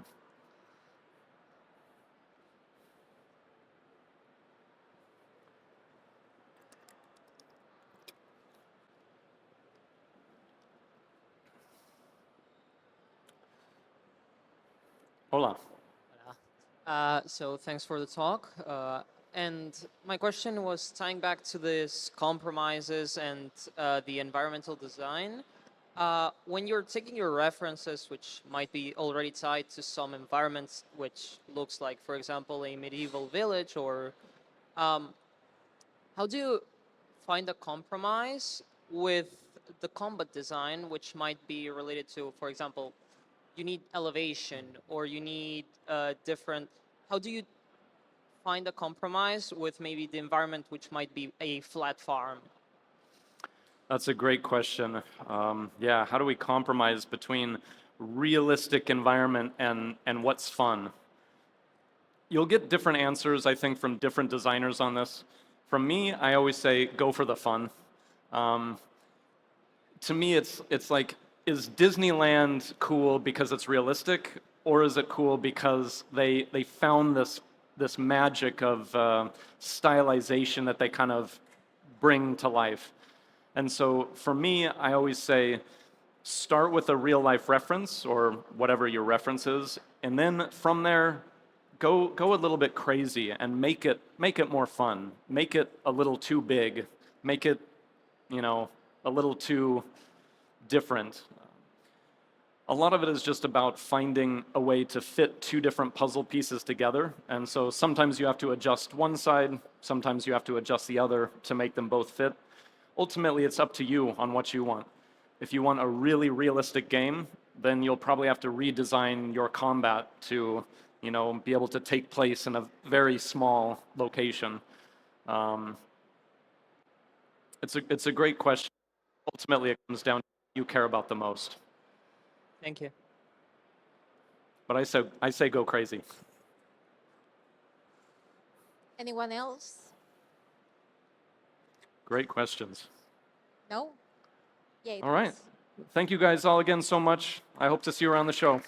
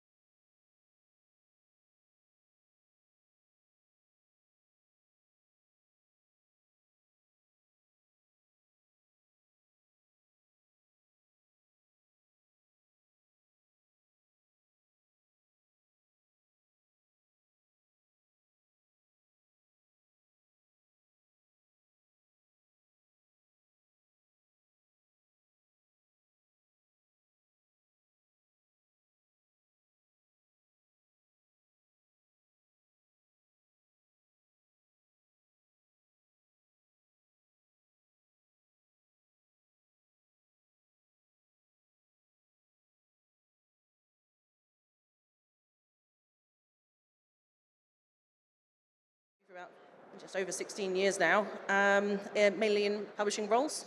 And yeah, that's me in a nutshell. Nice, thank you. Okay, so what's the first thing that catches your attention when you are looking for a new game to publish? Okay, so I think every publisher has to kind of answer two questions when we're looking at a game. Is the game worth making? And is the team able to deliver the game that they're promising to make?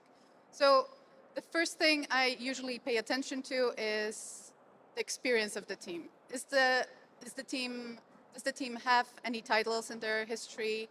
Do I know these guys? Because sometimes you meet teams and the timing might not be right, the project might not be right for our label at the current time, but the next one might be the right one. So we sometimes meet for years and years until we find the right project. So it's easier for me to trust the team that I know that has delivered some kind of project already. But when it comes to United Label, we worked with a team that was like two students that decided to drop out of college and make their dreams come true. And we gave them money for that. That was a fun journey. But we also worked with guys that worked for Gorilla or Sony, and they knew exactly what they were doing. So that was pretty much a breeze. But that's probably the first thing I pay attention to.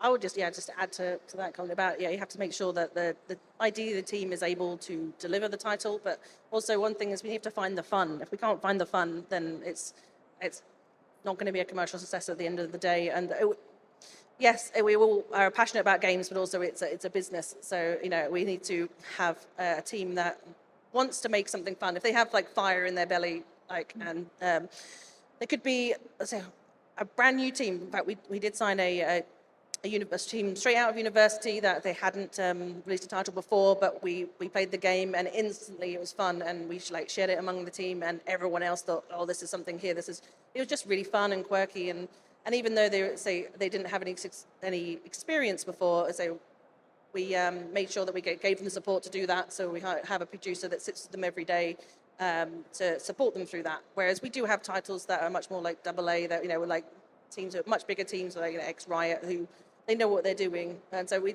try and find what works, trying to support them with that. So to give you some context, across I don't know, I've been like a kind of scouting specialist for about 8 years now in my career. And in that time, I've evaluated about 20,000 game pitches, or more than 20,000 game pitches. And when I look for games, I'm looking at, is the concept great? Can the team make it? And is there long-term potential?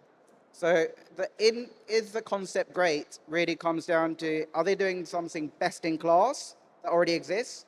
Are they doing something new and unique that no one else is doing? So it's like there's different ways of looking at what makes that concept really great. And then can the team do it? Comes down to their pedigree, their experience. Have they done something similar before really well? If they don't have it, then we are really relying on their documentation and the work that they've already done so far. So we look at the videos and the build to kind of assess, can the team do it? And we also normally would go through quite a deep due diligence where we ask them lots of questions that's not necessarily covered in the documentation, and how they answer those questions will really bring to light whether we feel the team have the capability to execute on the concept really well, because there's a bunch of great ideas, but it really comes down to execution, right? And then the long-term potential thing is about franchisability. Does it have a long tail as not just a first installment, but could we continue to provide content after the initial release of the first game? And can we see this spinning off into a franchise? And obviously, we're looking at the potential commercial performance of the first game as well, right? Because without that initial success, there'll never be ongoing success. So that third one's really the kind of commercial side of things. Thank you. Well, is there a key factor that makes you say, wow, this is the game? Yeah? No? Yeah, I guess there is, but it's usually not one thing, but it's like the overall package that does it for me. That I'm like, oh my god, this game's so cool. Like, and maybe it's so cool because it's the type of game that I love anyway, but that never really happens. It's more like the more common thing is it aligned with our corporate kind of, with our company's content strategy? Like whatever that content strategy may be. 'Cause like at Sega, we had a certain strategy, and at Curve, we had a different strategy. But if it fits, if there's like a really good alignment, then that's immediately like I'm like a meerkat that's like, oh my god, right? And I'm like super excited, like okay, this could be the one. And then if it's like okay, and the team are like awesome, and the budget's not crazy, and the forecast feels like it'll, you know, then it, when it all comes together, it's like okay, then I'm like I'm in, yeah.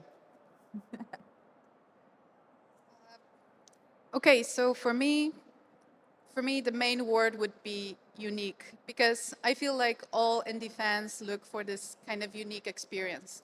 When it comes to AAA, AA titles, it's always kind of, you know what to expect from FIFA, or you know what to expect from Call of Duty. But did I expect to play Stardew Valley and try to romance an alcoholic with pizza and beer? No, I did not. And that was part of the fun, to see something I have never seen before. So whenever I'm looking at games, I'm looking for this kind of surprising feeling that that really rarely does show up. But when it's there, it's like you found a gem and you know it's there. But as Bobby said, it's multiple factors that make the game uh, worth investing in from a publisher side as well. So, but uniqueness is definitely a key factor. I'm not sure I can add to that. You have mostly covered it, but again, it is really just like, has it got like a hook? Does it keep us wanting to keep playing? You know, even when we're reviewing it. So again, it's they got something that's unique. Have they got a twist on something? Like what makes us want to play their game over the mainstream competitor, essentially? And if they can find that twist that goes, oh, okay, yeah, you've got me interested, then that's sort of keeps us talking really. Well, I think that connected to that, is there something about development that is a red or green flag for you? Green or red flag? Yes. Well, first the reds, maybe. Do you want to go first? I think it's very difficult to 100% predict how game development will go. You know, there's always going to be problems and challenges, but I think from a pitch, I want to see that you've at least done some research and you've looked into like what exactly you want to make and have some realistic expectations. I think when budgets are way off, that they're really underpaying themselves. You know, like you're going to run out of money. You know, or their time is unrealistic because it's something that they've never done before. You know, you need to have time in your pre-production to explore that. And any sort of, I mean, because we can work with the team to sort of say, like, you know, we need to change this, but I think, say, I know you've got to, it's our sort of job to pick out the things that would be an issue and try and communicate if the title is a good title. But yeah, Bobby, do you want to elaborate? So, like, I'll roll back a bit. So, like, in that previous question, right, the kind of thing was, it was about, like, when you're pitching to a publisher, maybe ask them about what their content strategy is, what they're looking for, so that you know, like, okay, I am a great fit, and I'll underline the key things that makes me communicate to the publisher that I'm a great fit for them. And if you're pitching to Magda or or whoever, think about like, okay, what is unique about my game, and really underline that. Now, when it comes to like red flag, green flag, I think it comes down to who you're talking to. So like, if you're talking to someone like Sarah, who's got like a great production background, Sarah's going to be really getting into the nitty gritty of how do you measure velocity? How do you know you can ship this on time and on budget? Like, how do you react to when things go wrong? And do you have buffer in your budget? That's the kind of stuff that you might care about. But if you are pitching to someone that's got a marketing background, they might be thinking about, is this person presentable? Could I use this person to put center stage and announce a game and build a community around and be the kind of superstar. So like, kind of find out who you're talking to, I think is important, and then you can adjust accordingly. But generally speaking, you know, try and be clean, presentable, professional, and like where it makes sense, adapt your pitch for the person that you're speaking to. If the kind of like immediate red flags for me, though, if I was to answer the question just very directly, is when a developer's like, this is easy. It's totally doable. My game does everything the world wants. And I would just be like, no, that's not possible. You're selling me a dream. You know, there was like an article by Peter Molyneux the other day where he was like, every time I spoke, I should have said at the very beginning, take what I say with a pinch of salt, because he really loves selling a dream. And when I met him in real life and he was pitching games to me, I was like, okay, I'm getting the Peter Molyneux experience. And it was like, yeah, I'm like, oh my God, you know, I'm not worthy. But at the same time, I'm like, I didn't sign his game because it was unrealistic. So, you know, be realistic when you're pitching games and adjust where possible, maybe. I just briefly add to that in terms of kind of pitches. It's a bit like, okay, it's a throwaway comment of saying it's like speed dating, but essentially you are looking for have a long-term relationship with your publisher, and you have to be able to get on well. I think a red flag would be if we didn't get on well in a pitch, if they were like difficult to work. So basically, we're evaluating if they're going to be a good team to work with. You know, so if you want to be a red flag, be approachable, be understanding, be ready to accept questions, and be ready to say, I don't know, but I will find out. You know, again, as Bobby was saying, like you say, oh yeah, everything's going to be fine. That is a red flag. You're like, you really prepared for this? But yeah. Yeah, I would just add, we have received a lot of pitches for mobile games, and we have never published a mobile game in our history. So I'm like, we're not the target for this. So this is definitely something that says to me, you haven't done your research on publishers, and you should know who are you pitching to. But the other red flag, and that really pains me personally, because sometimes we get games that are already released and they didn't do well. And you can see there's potential in this game. It needs work, it needs time, but it's already released. And there's a very rare chance that a publisher will look at it and try to risk reviving the project. At least in our case, that's a very unlikely scenario. So really think about if you want to press the button. If you want to press the button and move on to the next project, then be my guest. But if you really feel like there is potential for this, maybe wait. Maybe wait and think twice. I just thought of one more, actually. Another red flag is when people are pitching games to me, I've had many occasions where an indie team will badmouth a really well-renowned AAA franchise or a development studio that's behind it in terms of how bad that game is, right? And they're like, that game is so bad, our game is amazing, right? And it's like, you've got a team of 10, 20, 30 people. They've got a team of 200, 500 people. You know, they've got really professional, amazing people, talented people working on the game, just as you do. So I would say be respectful about the competition that's in your genre, and just maybe talk about how you're doing something innovative and new and quirky or whatever it is that makes you special without having to necessarily put down the competition. I don't think that's necessary. And when you do it, sometimes you'd be inadvertently, because our industry is very incestuous, right? It's like people move around to different companies. So I've had an occasion where a developer was making a strategy game, and he started really like punching into like Total War and saying how his strategy game is way better than Total War.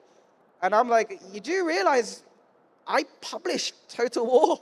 I work for Sega, right? Like it's probably not the right thing to do. And I don't know, but that was like an obvious don't do that. But it could be that I was someone that worked on Total War. So, you know, you just never know. So just don't be, I would say be respectful of everyone around you is a good thing to do.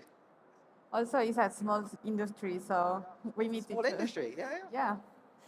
Okay, so, and how can developers make sure that they communicate well with you and say to you in a way that they are the right team for you, for your publishing, for you as publisher, sorry.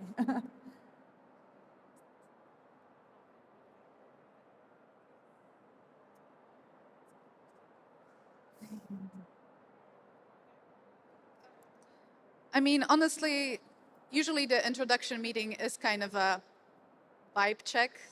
Sometimes you instantly know we're gonna get along with these people, and even if we're gonna run into some obstacles, problems, I think we can talk about it and not murder each other in the process. So that's a great first sign. But I feel like the game dev industry is special in this kind as well. It's just full of very kind people that are always very happy to help, even if there's no like gain in the process for them. So, yeah.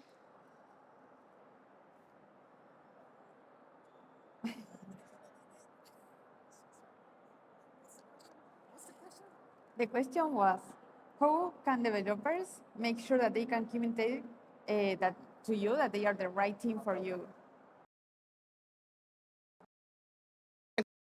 Doing a little bit of research to find out who you're talking to. Yeah.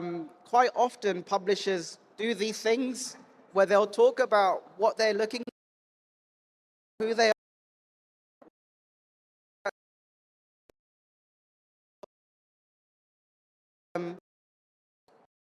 much invest on it to try and look up what is it that the review and you just in the meantime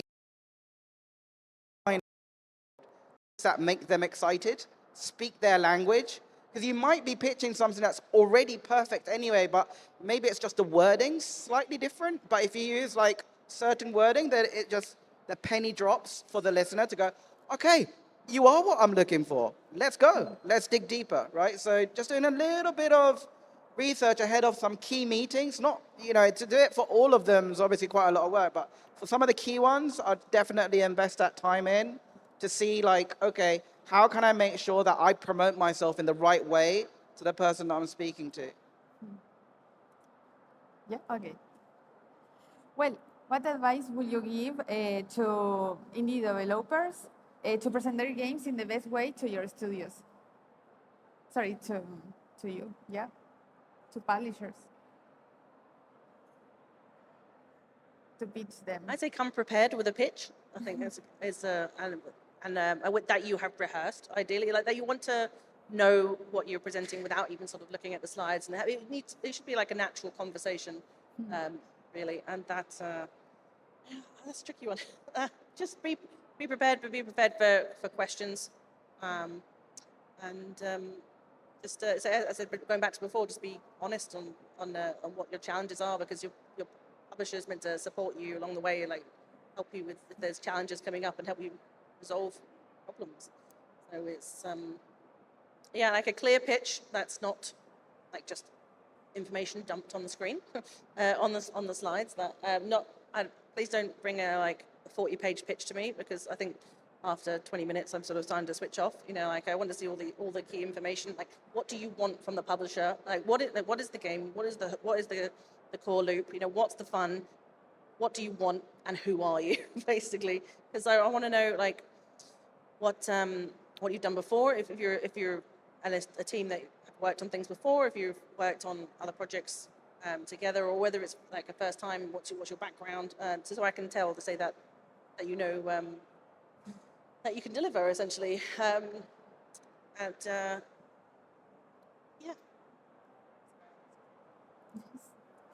Okay, so,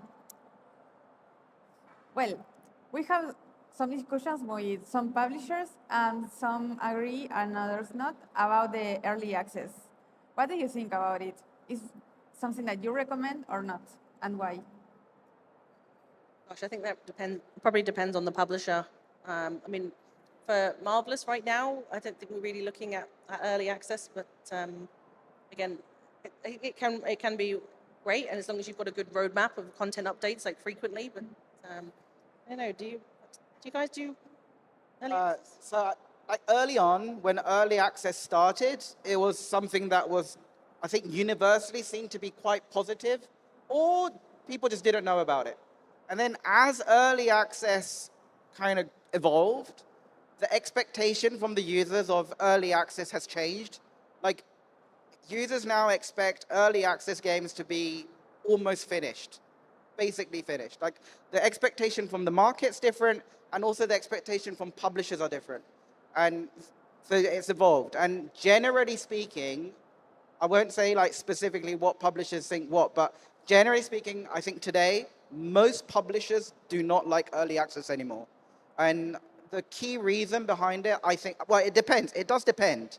But generally speaking, they don't. And the reason why is because of how the Steam algorithm works. It's a lot more effort to, like, basically your marketing dollar doesn't go as far if you do an early access. Like, if you do an early access, you often basically have to spend more to get the same level of results as you would have done in the past. Like, it's less popular now, generally speaking, than it was before. But there's a lot of situations where actually early access can be really advantageous. It can be a super positive thing. So I wouldn't just completely rule it out, but I'd definitely think about it carefully and discuss with the people around you in your network. Try and get advice from people who've already gone through that experience, so you know what you need to plan for to be able to make the most of the early access, and ensure that that becomes a weapon, a really useful weapon for you, rather than a hindrance, because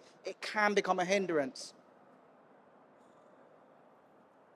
Yeah, I think Bobby is absolutely right here. A lot of publishers don't like early access, and in our case, we always aim to have a simultaneous release on all platforms. So that includes PlayStation, Xbox, and Switch. And with an early access, it kind of waters down the marketing campaign for us, because we can get some support from Microsoft, Sony, Nintendo in the marketing campaign, use their YouTube channels, use their channels to promote our game. We're going just for early access. That's not a possibility usually. So yeah, we're gonna always aim for a full release. I can see games that early access works for those specific titles, but I haven't seen a game like this in a while, so I would prefer just a full release. Well, speaking about the platforms, is there any platform standing out in your perspective? Okay, so our initial strategy was to release our games on PC and Switch, and then, if it goes well, let's go to Xbox and Sony, and PlayStation, that is. But after our first title, again, we realized that it just prolongs the marketing campaign. We need to prepare much more materials, because people don't want to see the same trailers over and over again, but just with a Nintendo logo slapped at the beginning or a PlayStation logo slapped at the beginning. So we're currently focusing PC, consoles. Mobile might be an option, but we're not really there yet, I'd say. Yeah. In terms of what we're looking for, yeah, PC and consoles. So yeah, that is Nintendo, PlayStation. Sorry, Nintendo, Sony, and Microsoft. Yeah. Mobile, not really something that we do at the moment, but we wouldn't say no essentially. But we have to be the right title. But mainly, we would like to see Sim ship, ideally with PC and consoles. And yeah. So I think right now, generally speaking, publishers tend to like PC more than any other platform for indie games. I think that's really generally speaking. But for smaller indie games, PC seems to be really fertile ground. And then for certain games, Switch or PlayStation can be second place. But more often than not, it's usually PlayStation wins, really. But then for certain situations, you know, with like Xbox, they've got some really cool programs. So that can make that go up the rankings in a way if you can do like a really nice deal. But yeah, I think PC is kind of where it's at for indie games, smaller indie games. I think that's where it's at. Thank you. And is there any genre, budget range, platform, or business model that makes you excited when looking for a new game to sign? Genre or anything? Okay. Budget? So like genres that I like, that seems to work really well on PC within the indie space would be kind of like strategy stuff. I like strategy stuff, and that's probably my bias from being at Sega for so long, because Sega's been a kind of strategy powerhouse for quite a while now. But also when you look at the kind of numbers, they do really well, whether it be 4X, city builders, or turn-based, you know, they tend to do quite well, even though the overall market share on a kind of like meta global level, they're not the biggest genre, but actually within the indie space, it works really well. Obviously, like when you look really high level at the market, usually like number one and number two is either action games or shooters. Are usually always number one or number two. Depending on the platform, they kind of switch around. But when you're looking at indie games, it's not necessarily that's where I get excited by. Yeah, and I've completely dismissed mobile from the conversation, sorry. But if there's mobile developers out there, I'm sorry, but I don't do mobile. I've not really worked on mobile games directly that much. So I always just focus on PC console stuff. I mean, we're pretty sort of genre agnostic. We don't say no to anything that people are pitching. But again, it all just again comes back to the hook, and if it's fun, you know. I mean, say essentially premium PC and console titles, generally like single player. We're not really looking at like co-op only multiplayer games right now. So I think something like that would be a harder sell. But yeah, single player experiences. I think I probably lean more into the wholesome. But we'll look at a whole range of things. Really, so. Okay, so for us, we always had this kind of strategy that we're not going to focus on any genres. We just want high quality games. So currently we have a boss rush, a Souls-like, and an adventure point and click. So if it's good, it's going to be good. So I don't really care that much about genres.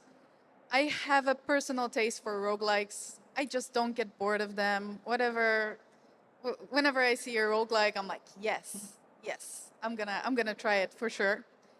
But like a couple of months ago, I encountered a solitaire game with some fortune telling in it, and I was like, okay, and I played it for like 4 hours, the demo, just the demo over and over to see what's gonna happen. It's an amazing game, so you never know. I'm open to any experience. Sorry, I missed the part of the question about the business model. So just to cover that off, I'm not a free-to-play expert. I've always done premium, so I prefer premium games. And I much prefer premium games that you can add ongoing content to after the initial release than like a game that's almost like a beautiful book that has a beginning and an end and that's it. Those games to me are great, me as a user, but when I'm looking at it as a commercial opportunity, I see them as really risky opportunities. Because if you've got like ongoing updates that you can do afterwards with free or paid for DLC or standalone expansions and stuff, then that's another marketing beat to get more people into your game. So I see that's a way of kind of de-risking the project, even though it means it's more investment required to get it off the, to actually execute on that plan. So my favorite is like premium games with some kind of ongoing plan afterwards. Doesn't necessarily have to be like live ops with like season passes and blah, blah, blah, but like something ongoing where you can continue to expand the experience and have your like gamers like continue to engage with your content is the kind of stuff that I really like. Thank you. Okay, so do you have any stories that you would like to share about, for example, I don't know, any teams recently? I think that you shared already a little bit, but maybe, yeah. But no, it's not a personal experience that happened to me, and I kind of probably should have mentioned it in the red flag, green flag section. But it is a small industry, and the publishers do talk to each other. And it was a case of a pitch event where some people was as part of their pitch, they being quite inappropriate with their with the scout that they were pitching to, and I think they thought it was joking, but don't do that. Like we talk to each other, publishers, and again, that's one way to sort of get yourself not blacklisted, but it's not. It's really not. We are all doing a job, and we will respect your time. Please respect ours, and I think just be respectful, essentially. So I hope I wish I didn't have to say this, but apparently we need to just make that clear.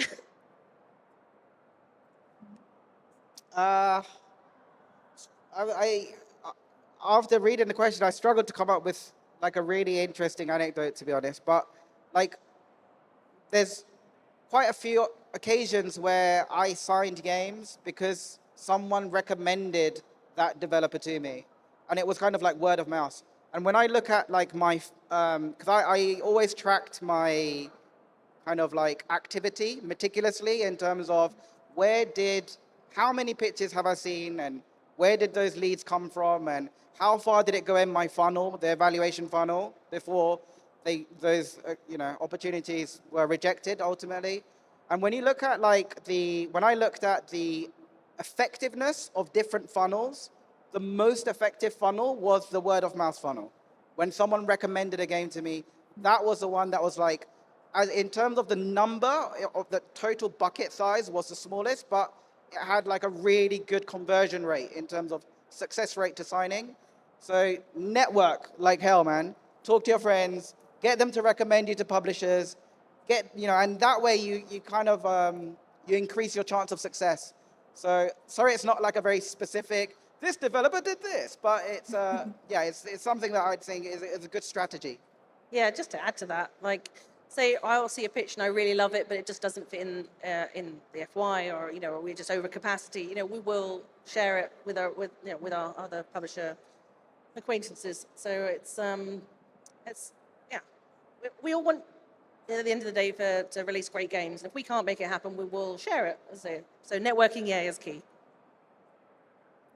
So I had a kind of funny situation today when we were having like lunch, and we were approached by two guys, and they started their pitch, and we kind of did introduce ourselves, and I said, yeah, we're making Lords of the Fallen and Sniper Ghost Warrior, and he went, yeah, I know Sniper Ghost Warrior. I refunded it on Steam.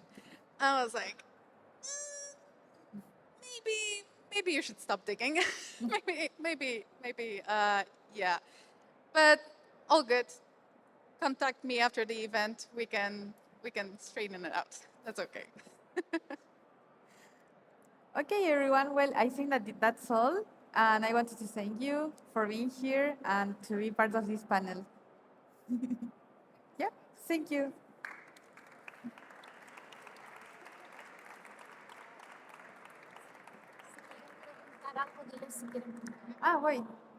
Wait a second. Wait. Does anyone have any question for our panelists? Yes? Yes? Okay. Could you give me, thank you. Gracias. Okay, thank you, guys.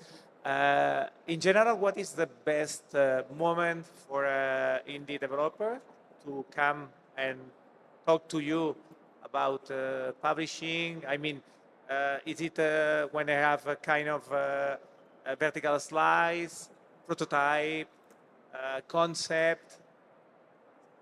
I mean, we're happy to talk to people at any stage, you know, and we can sort of do some sense check of like, would this be right for, like, for us? But and we can keep talking, but essentially we do need like a vertical slice or a prototype to sort of prove the fun, so we can sort of move forward. So again, I have developer friends, you know, who will pitch just an idea and say, maybe you thought about this or that, the other. You know, I don't think there's a bad time to pitch. Sometimes it can be the horse has bolted when you finished development and it's been pitched around for a while and no one else has picked it up. That's a bit like, that sometimes can be a red flag personally for me, but.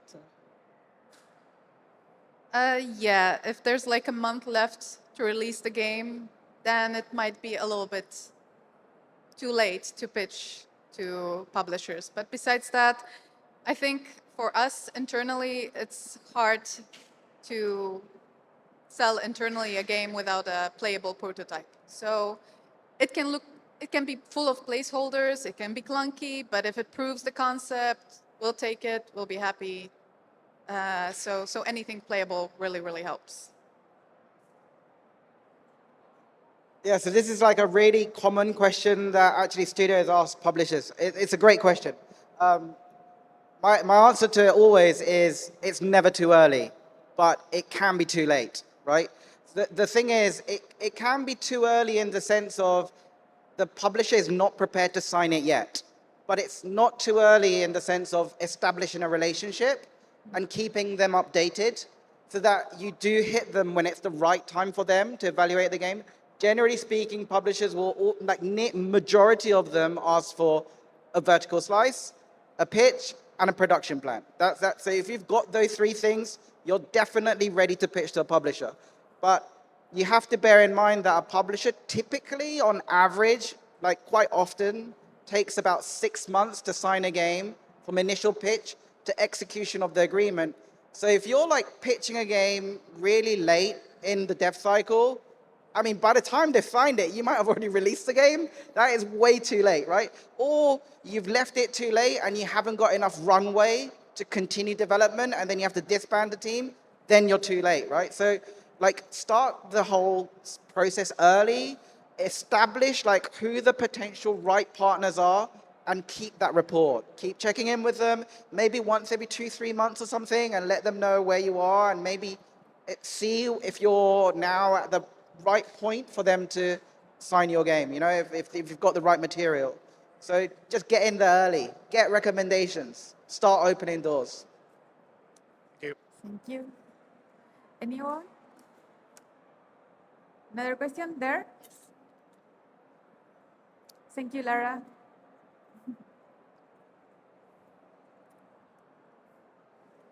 Um, so you can see me. When you were presented with a game, do you take in consideration if the game has a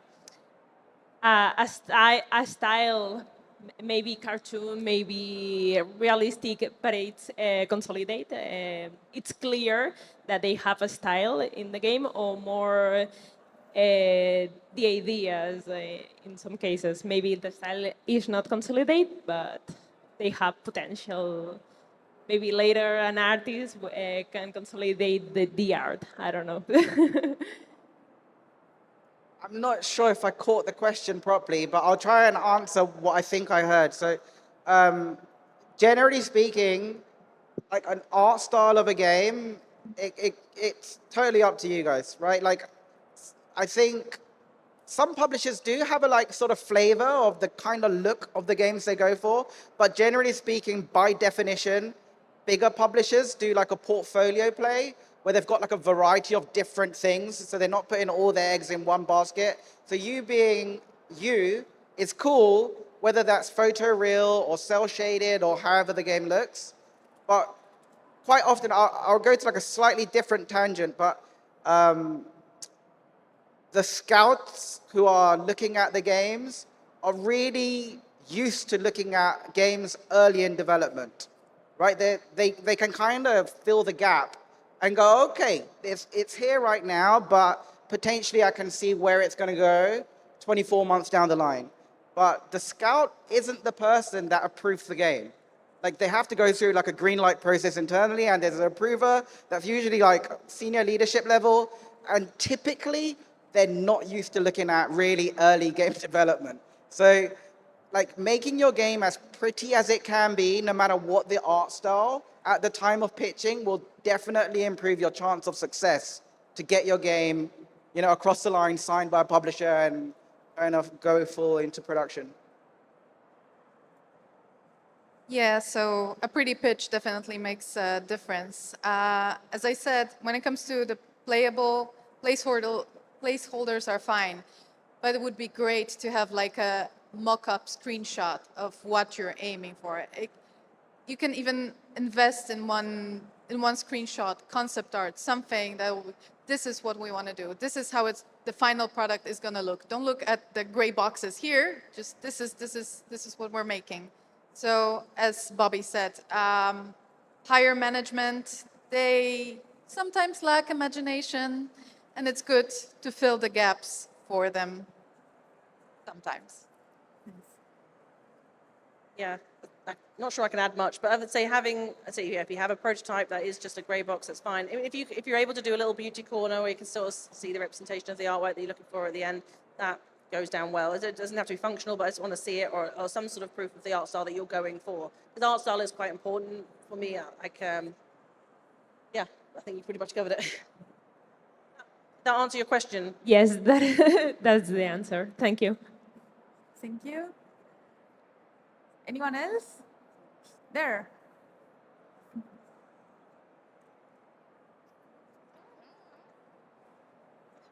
Hi. I would like to know your take on games that introduce gambling mechanics like loot boxes that may be very profitable as well as unhealthy, especially for kids that might play the games. Thank you. Gambling in games.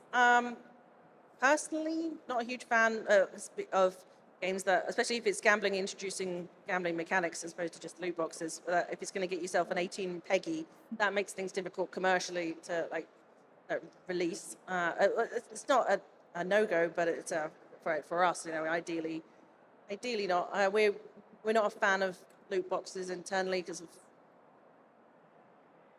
just because of the legal and what's the word I'm looking for? What I'm looking for? Social responsibility, really, you know, because loot boxes can put people into if it's aimed at children, you know, it can put people into a financial difficulty. So, as a publisher, we're not a huge fan of them. To be honest, Yeah, I think we all feel kind of the same about loot boxes. It's I know it's a way to make money, but for us, we like to kind of sell the whole experience at once. We don't really have the need even to kind of consider loot boxes. So thankfully, we don't have to do that. Yeah, so I spent some time in my childhood in Japan, and I literally did gacha as a thing as a kid. So I love gacha mechanic personally. Like I'm addicted to Marvel Snap right now, and the other day I got She-Hulk, and I stood up and I was like, whoa! Like I love it as a user, but when it comes to as a business, it's tricky, man. It is. It's the laws are being updated around it, and then what would happen to the game? It needs to be updated. It's seen as a risk that needs to be mitigated if you have that mechanic in the game. So there's different ways to monetize the game without having to go down that route. So maybe there's a different route you could take. Would be my initial reaction, to be honest. Although I personally love it. I spend money on gacha, but I'm an idiot, so. Thank you. Thank you. Someone else? No? Okay, so now, yes, that's all. Thank you very much for being here.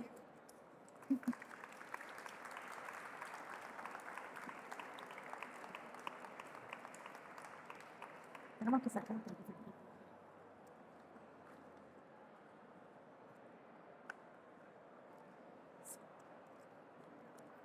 One second.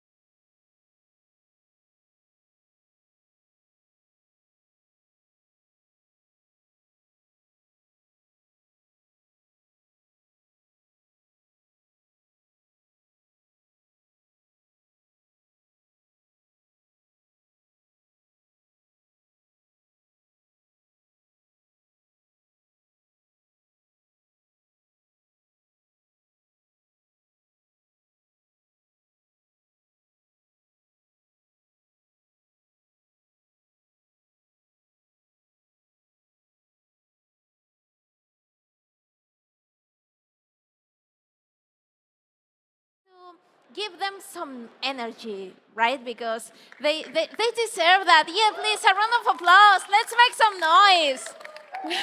These guys have been working so hard that they deserve that. So, well, I didn't mention that, but I usually work as a caster too. Not in English, in Spanish, yes. But I will try to cast their introductions. So I need a little bit help of you. I would like you to drum like this, please. Come on, let's go. Let's go. And have some epic music, please. Let's go with the epic music. Yeah, let's go. Okay, so get ready, folks. Marcos Gomez is taking the stage to present Oxy Space, a cutting-edge MOBA game crafted in Barcelona, but a passionate team of 5. This game is set to redefine customization and strategy. They are from Dust Studio.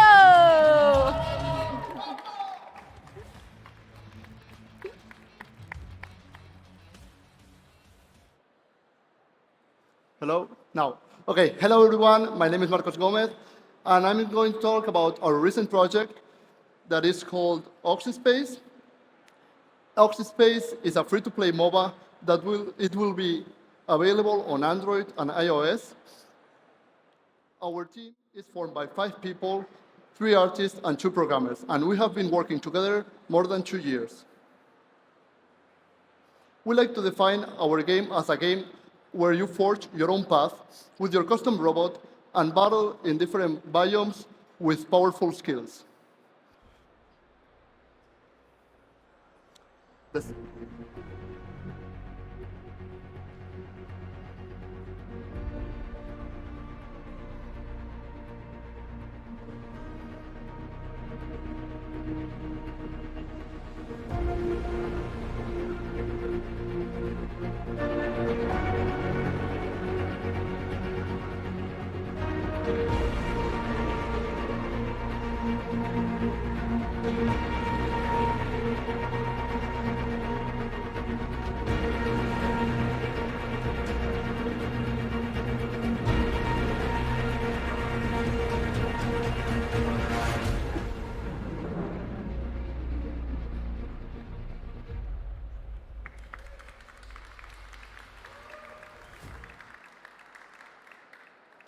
Oxyspace borns when Brawl Stars and Guns Up meets, joining the 2 main features that is the exciting gameplay of Brawl Stars and the immersive evolution as games as Guns Up and Clash of Clans.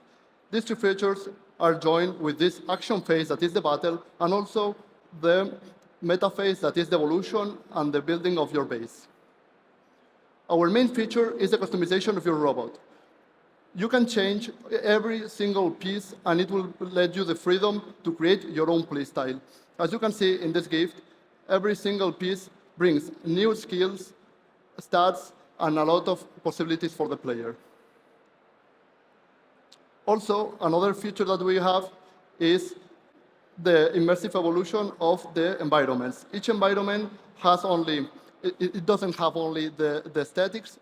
Also, it has these interactive elements that are linked to the environment and the rewards that you can get from that environment. So you will have to choose wisely where you want to play because it has a big implication on the match.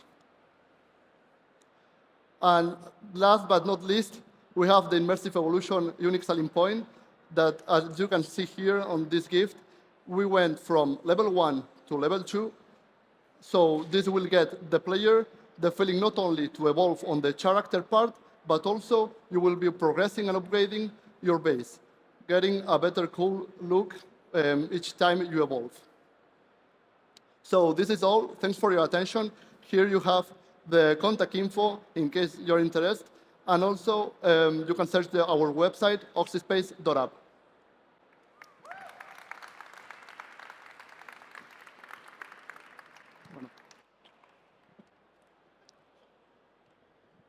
Okay, that was nice. So let's go with the next one, please. Let's get some epic music. Let's get some noise. Okay, thank you. So Fisherman Games is a studio from Barcelona that started their journey with the company of Level Up and nowadays also with the support of GameBCN. Let's discover his game Project Solar, where we will join Hope and Rob in their incredible adventure through a polluted world. They are Fisherman Games!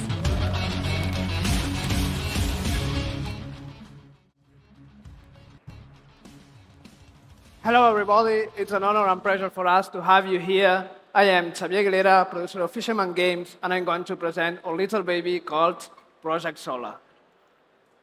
Project Solar is a third-person puzzle platformer game where you play as Hope, a young child who is forced to explore a ruined land due to the post-global warming collapse, caused by pollution.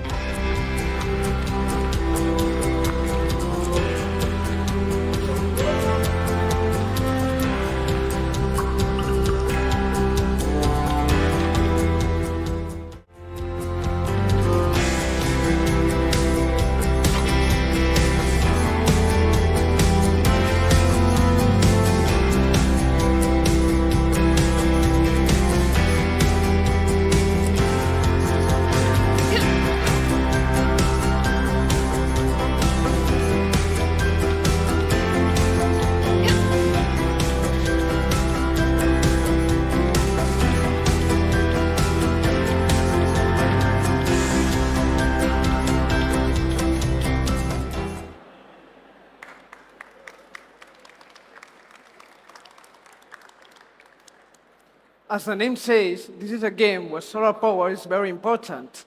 You need it in order to rechange your robotics friend's energy. That is also your backpack, and it's called Rob. With his help, you can do double jumps, glide in the air, and even conduct electricity through the metallic objects. This is a slow-paced game where we want to focus on giving a wonderful experience to the player. But that being said, we want to have some moments of tension and release too. Project Solar is based on three-level pillars. First of all, we have the puzzle solving, where you need your reachable energy and your genius to solve them. The second one is alternative goals, like future capture. The player we have at the disposal a camera with which they make photographies to the different animals as a way to get collectives and also just it as a regular camera. And the third one, the narrative elements. We want to tell a story that will touch the player, make them empathize with the characters that we have created. Now let's take a look about the core loop of the game. This will start with the exploration of the areas as some extras such as the animals inhabit this wonderful world. We can make a way through with the help of the solar energy or with the different elements of the areas. Unlocking then the new abilities and discovering parts of the game history and our characters. To develop Project Solar, we have a team of 7 members to have all this way all areas covered. It's a quite interesting team because some of us studied together and worked together in some game jams. The first one, we took the first place. The second one, we took the third one. Actually, I must say that we need a reinforcement in the field of 3D animation to keep upgrading and blowing up Project Solar. And with everything seen, I hope you've fallen in love as much as we have with Project Solar, and do not hesitate to follow us in our own networks. Thank you very much for your attention.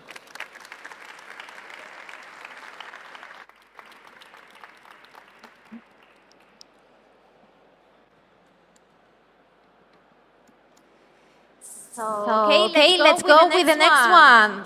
Some epic music, please. Some noise. Come on, let's go. A French group of friends and former students, united by passionate spirit, created a company to develop original and thrilling games, committed to the mission of building an innovative musical adventure that breaks the barrier between the player and the creator. Let's meet them on the screen because they are not here, but anyway, let's meet them. Royal Monkey!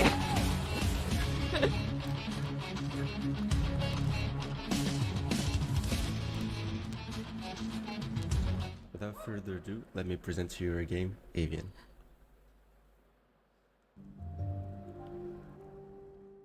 Committed to the mission of building an innovative musical adventure that breaks the barrier between the player and the creator.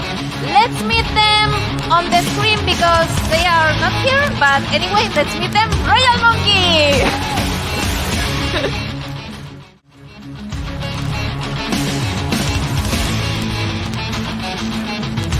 Without further ado, let me present to you our game, Avian.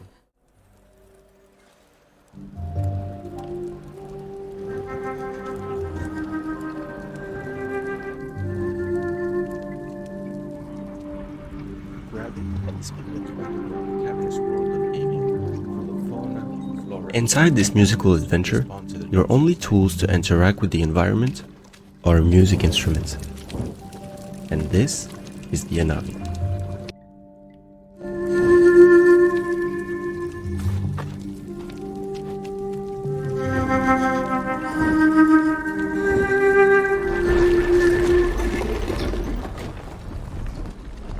Unlike other rhythm-based games, Avian lets the player experiment with his music instrument to interact with the different elements around him.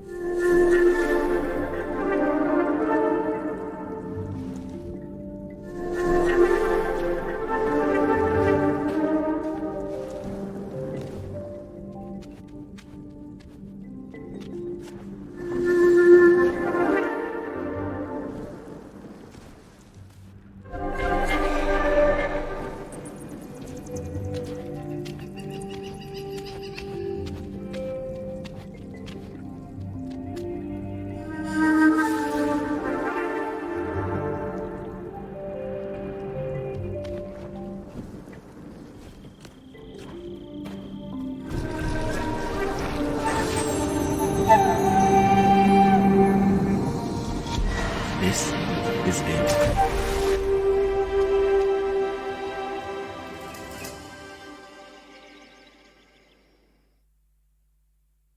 Thank you guys for watching. I hope you enjoyed that, and if you did, please give the demo a go. Thank you very much for all being here. I hope you have a great event, and see you guys around.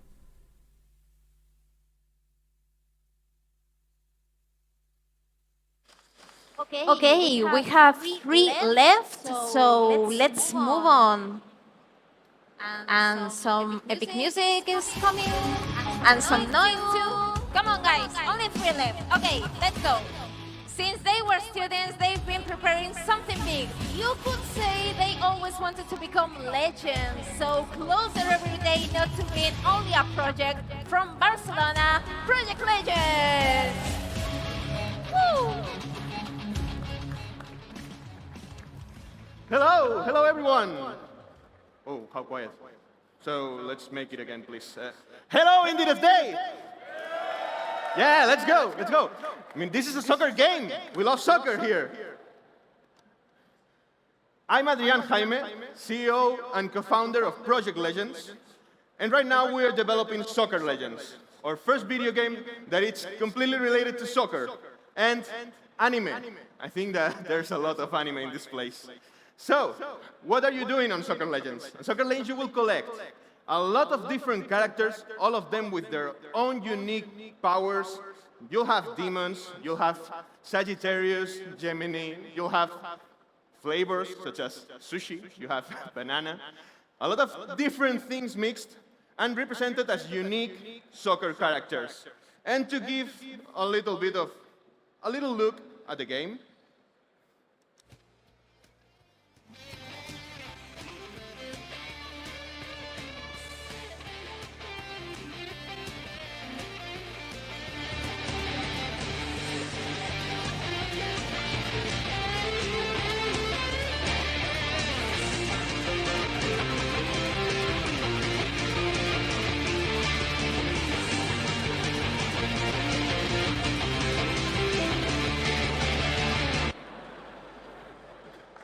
that's Soccer Legends. By the way, you are not able to see it. It's on Google Play. You can already test the game. It's already out. You can already play some matches, get some characters. And talking about characters, Soccer Legends, as I told you, is a hero collector. It's a gacha game. So I know there's some gacha people here, so you're welcome. In Soccer Legends, we have more than 100 characters. As I told you, each of them represents something we all know. And each of them has their own unique story mode. Those stories are on the humor part. You're playing on your phone. You don't want to get bored with intense people, edgy anime characters. No, you want to have fun. You're having fun. You're playing mobile. 30 minutes play. And we have a lot of spectacular like anime animations. All of them, all the characters have their shoots, their dribbles, each of them with the craziest thing we could imagine. And very important, the game is about being crazy. It's like you're playing a card game, then you will build your deck, you will build your team, and then take that team to the match. Very important to notice that you can have your own strategy, you can take different approaches on each team, each school. And as I told you, it's a mobile game. It's free, and it has a lot of events, a lot of different game modes, and it will keep on growing. It never ends. And it's very easy to play, very simple. Everyone here could download it, and without tutorials and all that stuff, could play. It's that as you're playing Final Fantasy, that you have attack, defense, or magic, but we changed that thing with shoot, dribble, and pass. We all know Final Fantasy. And well, I spoiled that a bit. How to get new characters. You will play matches, you will play daily, and you will get this hard currency called the prison balls, and throw them into a roulette, and you could get epic characters such as Lucifer. And I thought that this was deleted. So let's skip that part. We all know those games. And yeah. So who we are on the team? As of now, we are two members on the core team, Alejandro and I, and we are associated with Games for a Living. That it's a game development company that has already invested in us, and it's helping us a lot on the development of the game. And that would be it. Thanks a lot for listening. I hope you have an amazing day.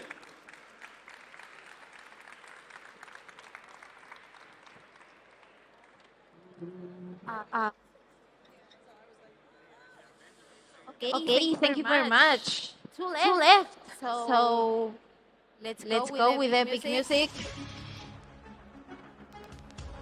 Okay, great. Let's go. You know your part? Thank you very much. Let's go. So Grafita Games is an independent video games developer collective based between Spain and Belgium. They like to experiment that are a direct response to its surroundings. So let's meet Grafita Games.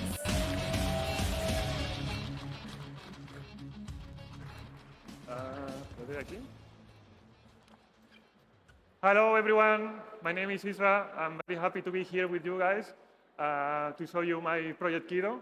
I am the lead artist of this game. We have been working on since the last couple of years. I want to really thank the guys from GameBCN to make this whole thing possible. Basically, Kido is a point-and-click adventure game Everything that you see is being hand-drawn, animated, and the game is full of puzzles. It has this amazing art style, and I'm gonna guys show you the trailer so you know how it looks.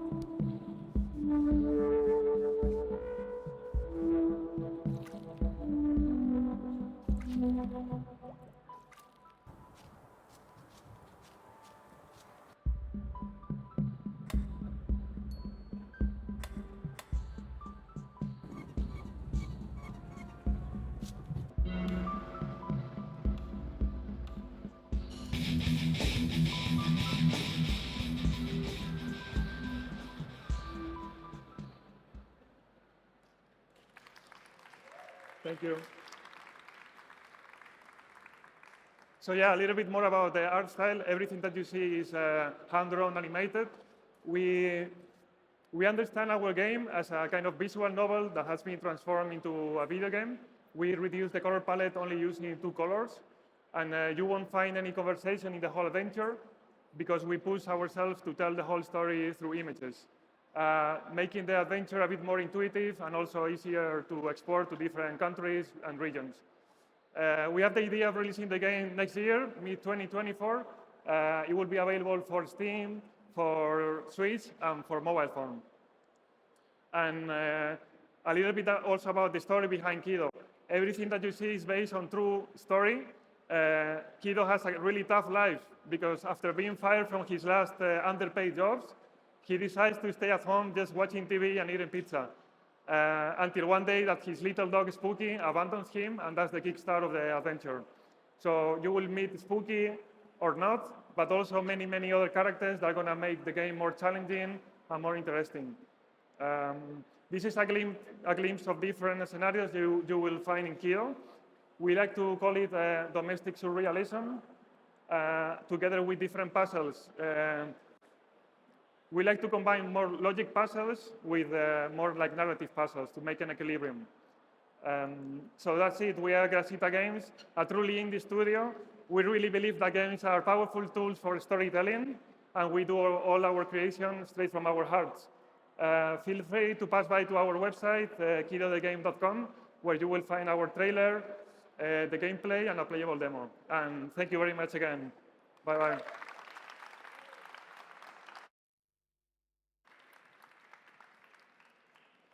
Nice. So please, one last time, our epic music.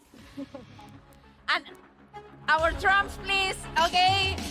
So let's go. And last, Open House Games is an indie studio from Barcelona, born in 2019, and with a full game released in recent years, A Tale of Paper. Now they will show and talk about their most recent project, Eva's Odyssey. They are Open House Games.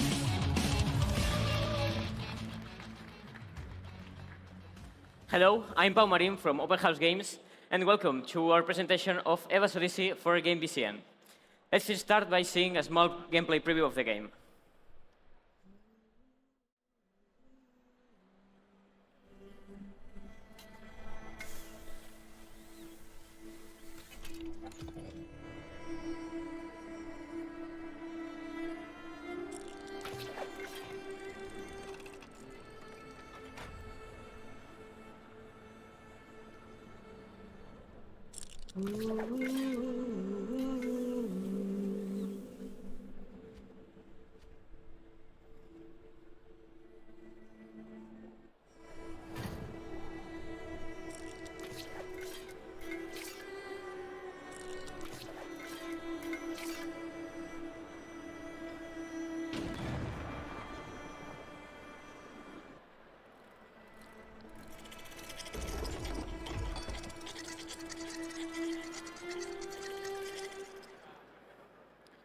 So, Eva's Odyssey is a third-person exploration adventure game set in a heavily contaminated, now barren planet.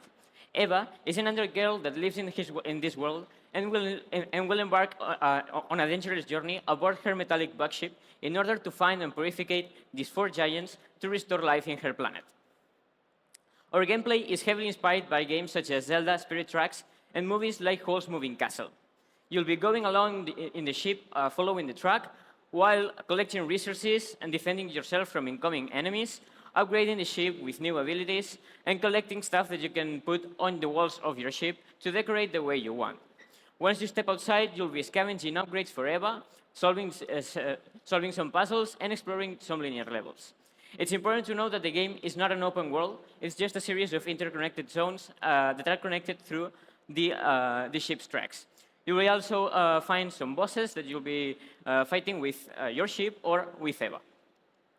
The ship is the most important part of the game, and is something that is going to be evolving as the story of the game progresses. These evolutions will take place in form of those different abilities.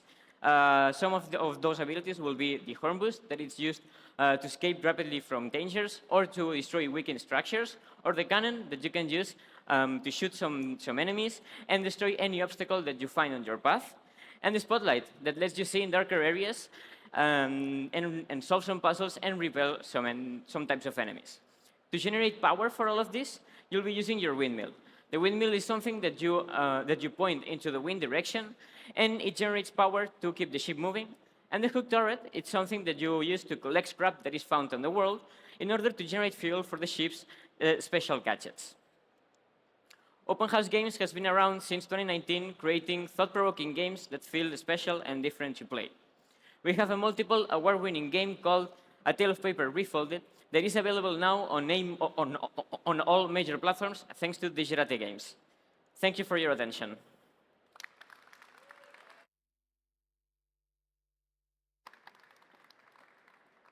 Well, thank you very much. And now I would like to introduce someone, but you know him very well because he's one of the reasons why we are here today. So he is our program manager, Oscar. Please join us. Would you like some epic music? No? Are you sure? I can make it happen. Your epic music, no? No need for that. Okay, okay. Thank you.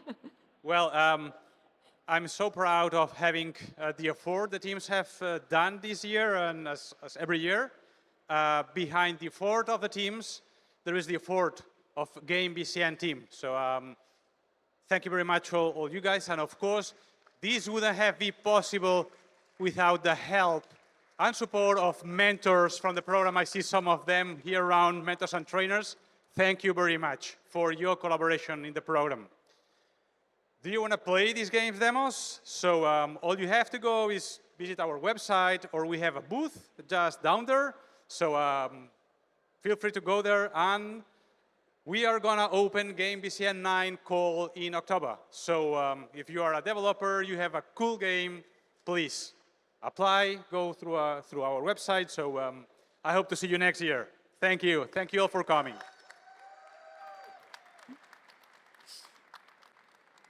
Thank you, Oscar. Well, and with that, we are wrapping up this incredible event. A huge shout out go to our speakers, to our promoters, and each and every one of you for making this day absolutely amazing. And of course, a special thank you go to our promoters, the Generalitat of Catalunya, through his cultural department, as well as the Ayuntamiento of Barcelona, not to forget our valuable partners, Marvelous Social Pond and Game Love Barcelona. So remember, today is just the starting point. So please keep those conversations going and let the waves of creativity flowing. See you very soon. So please stay in the game. Bye-bye.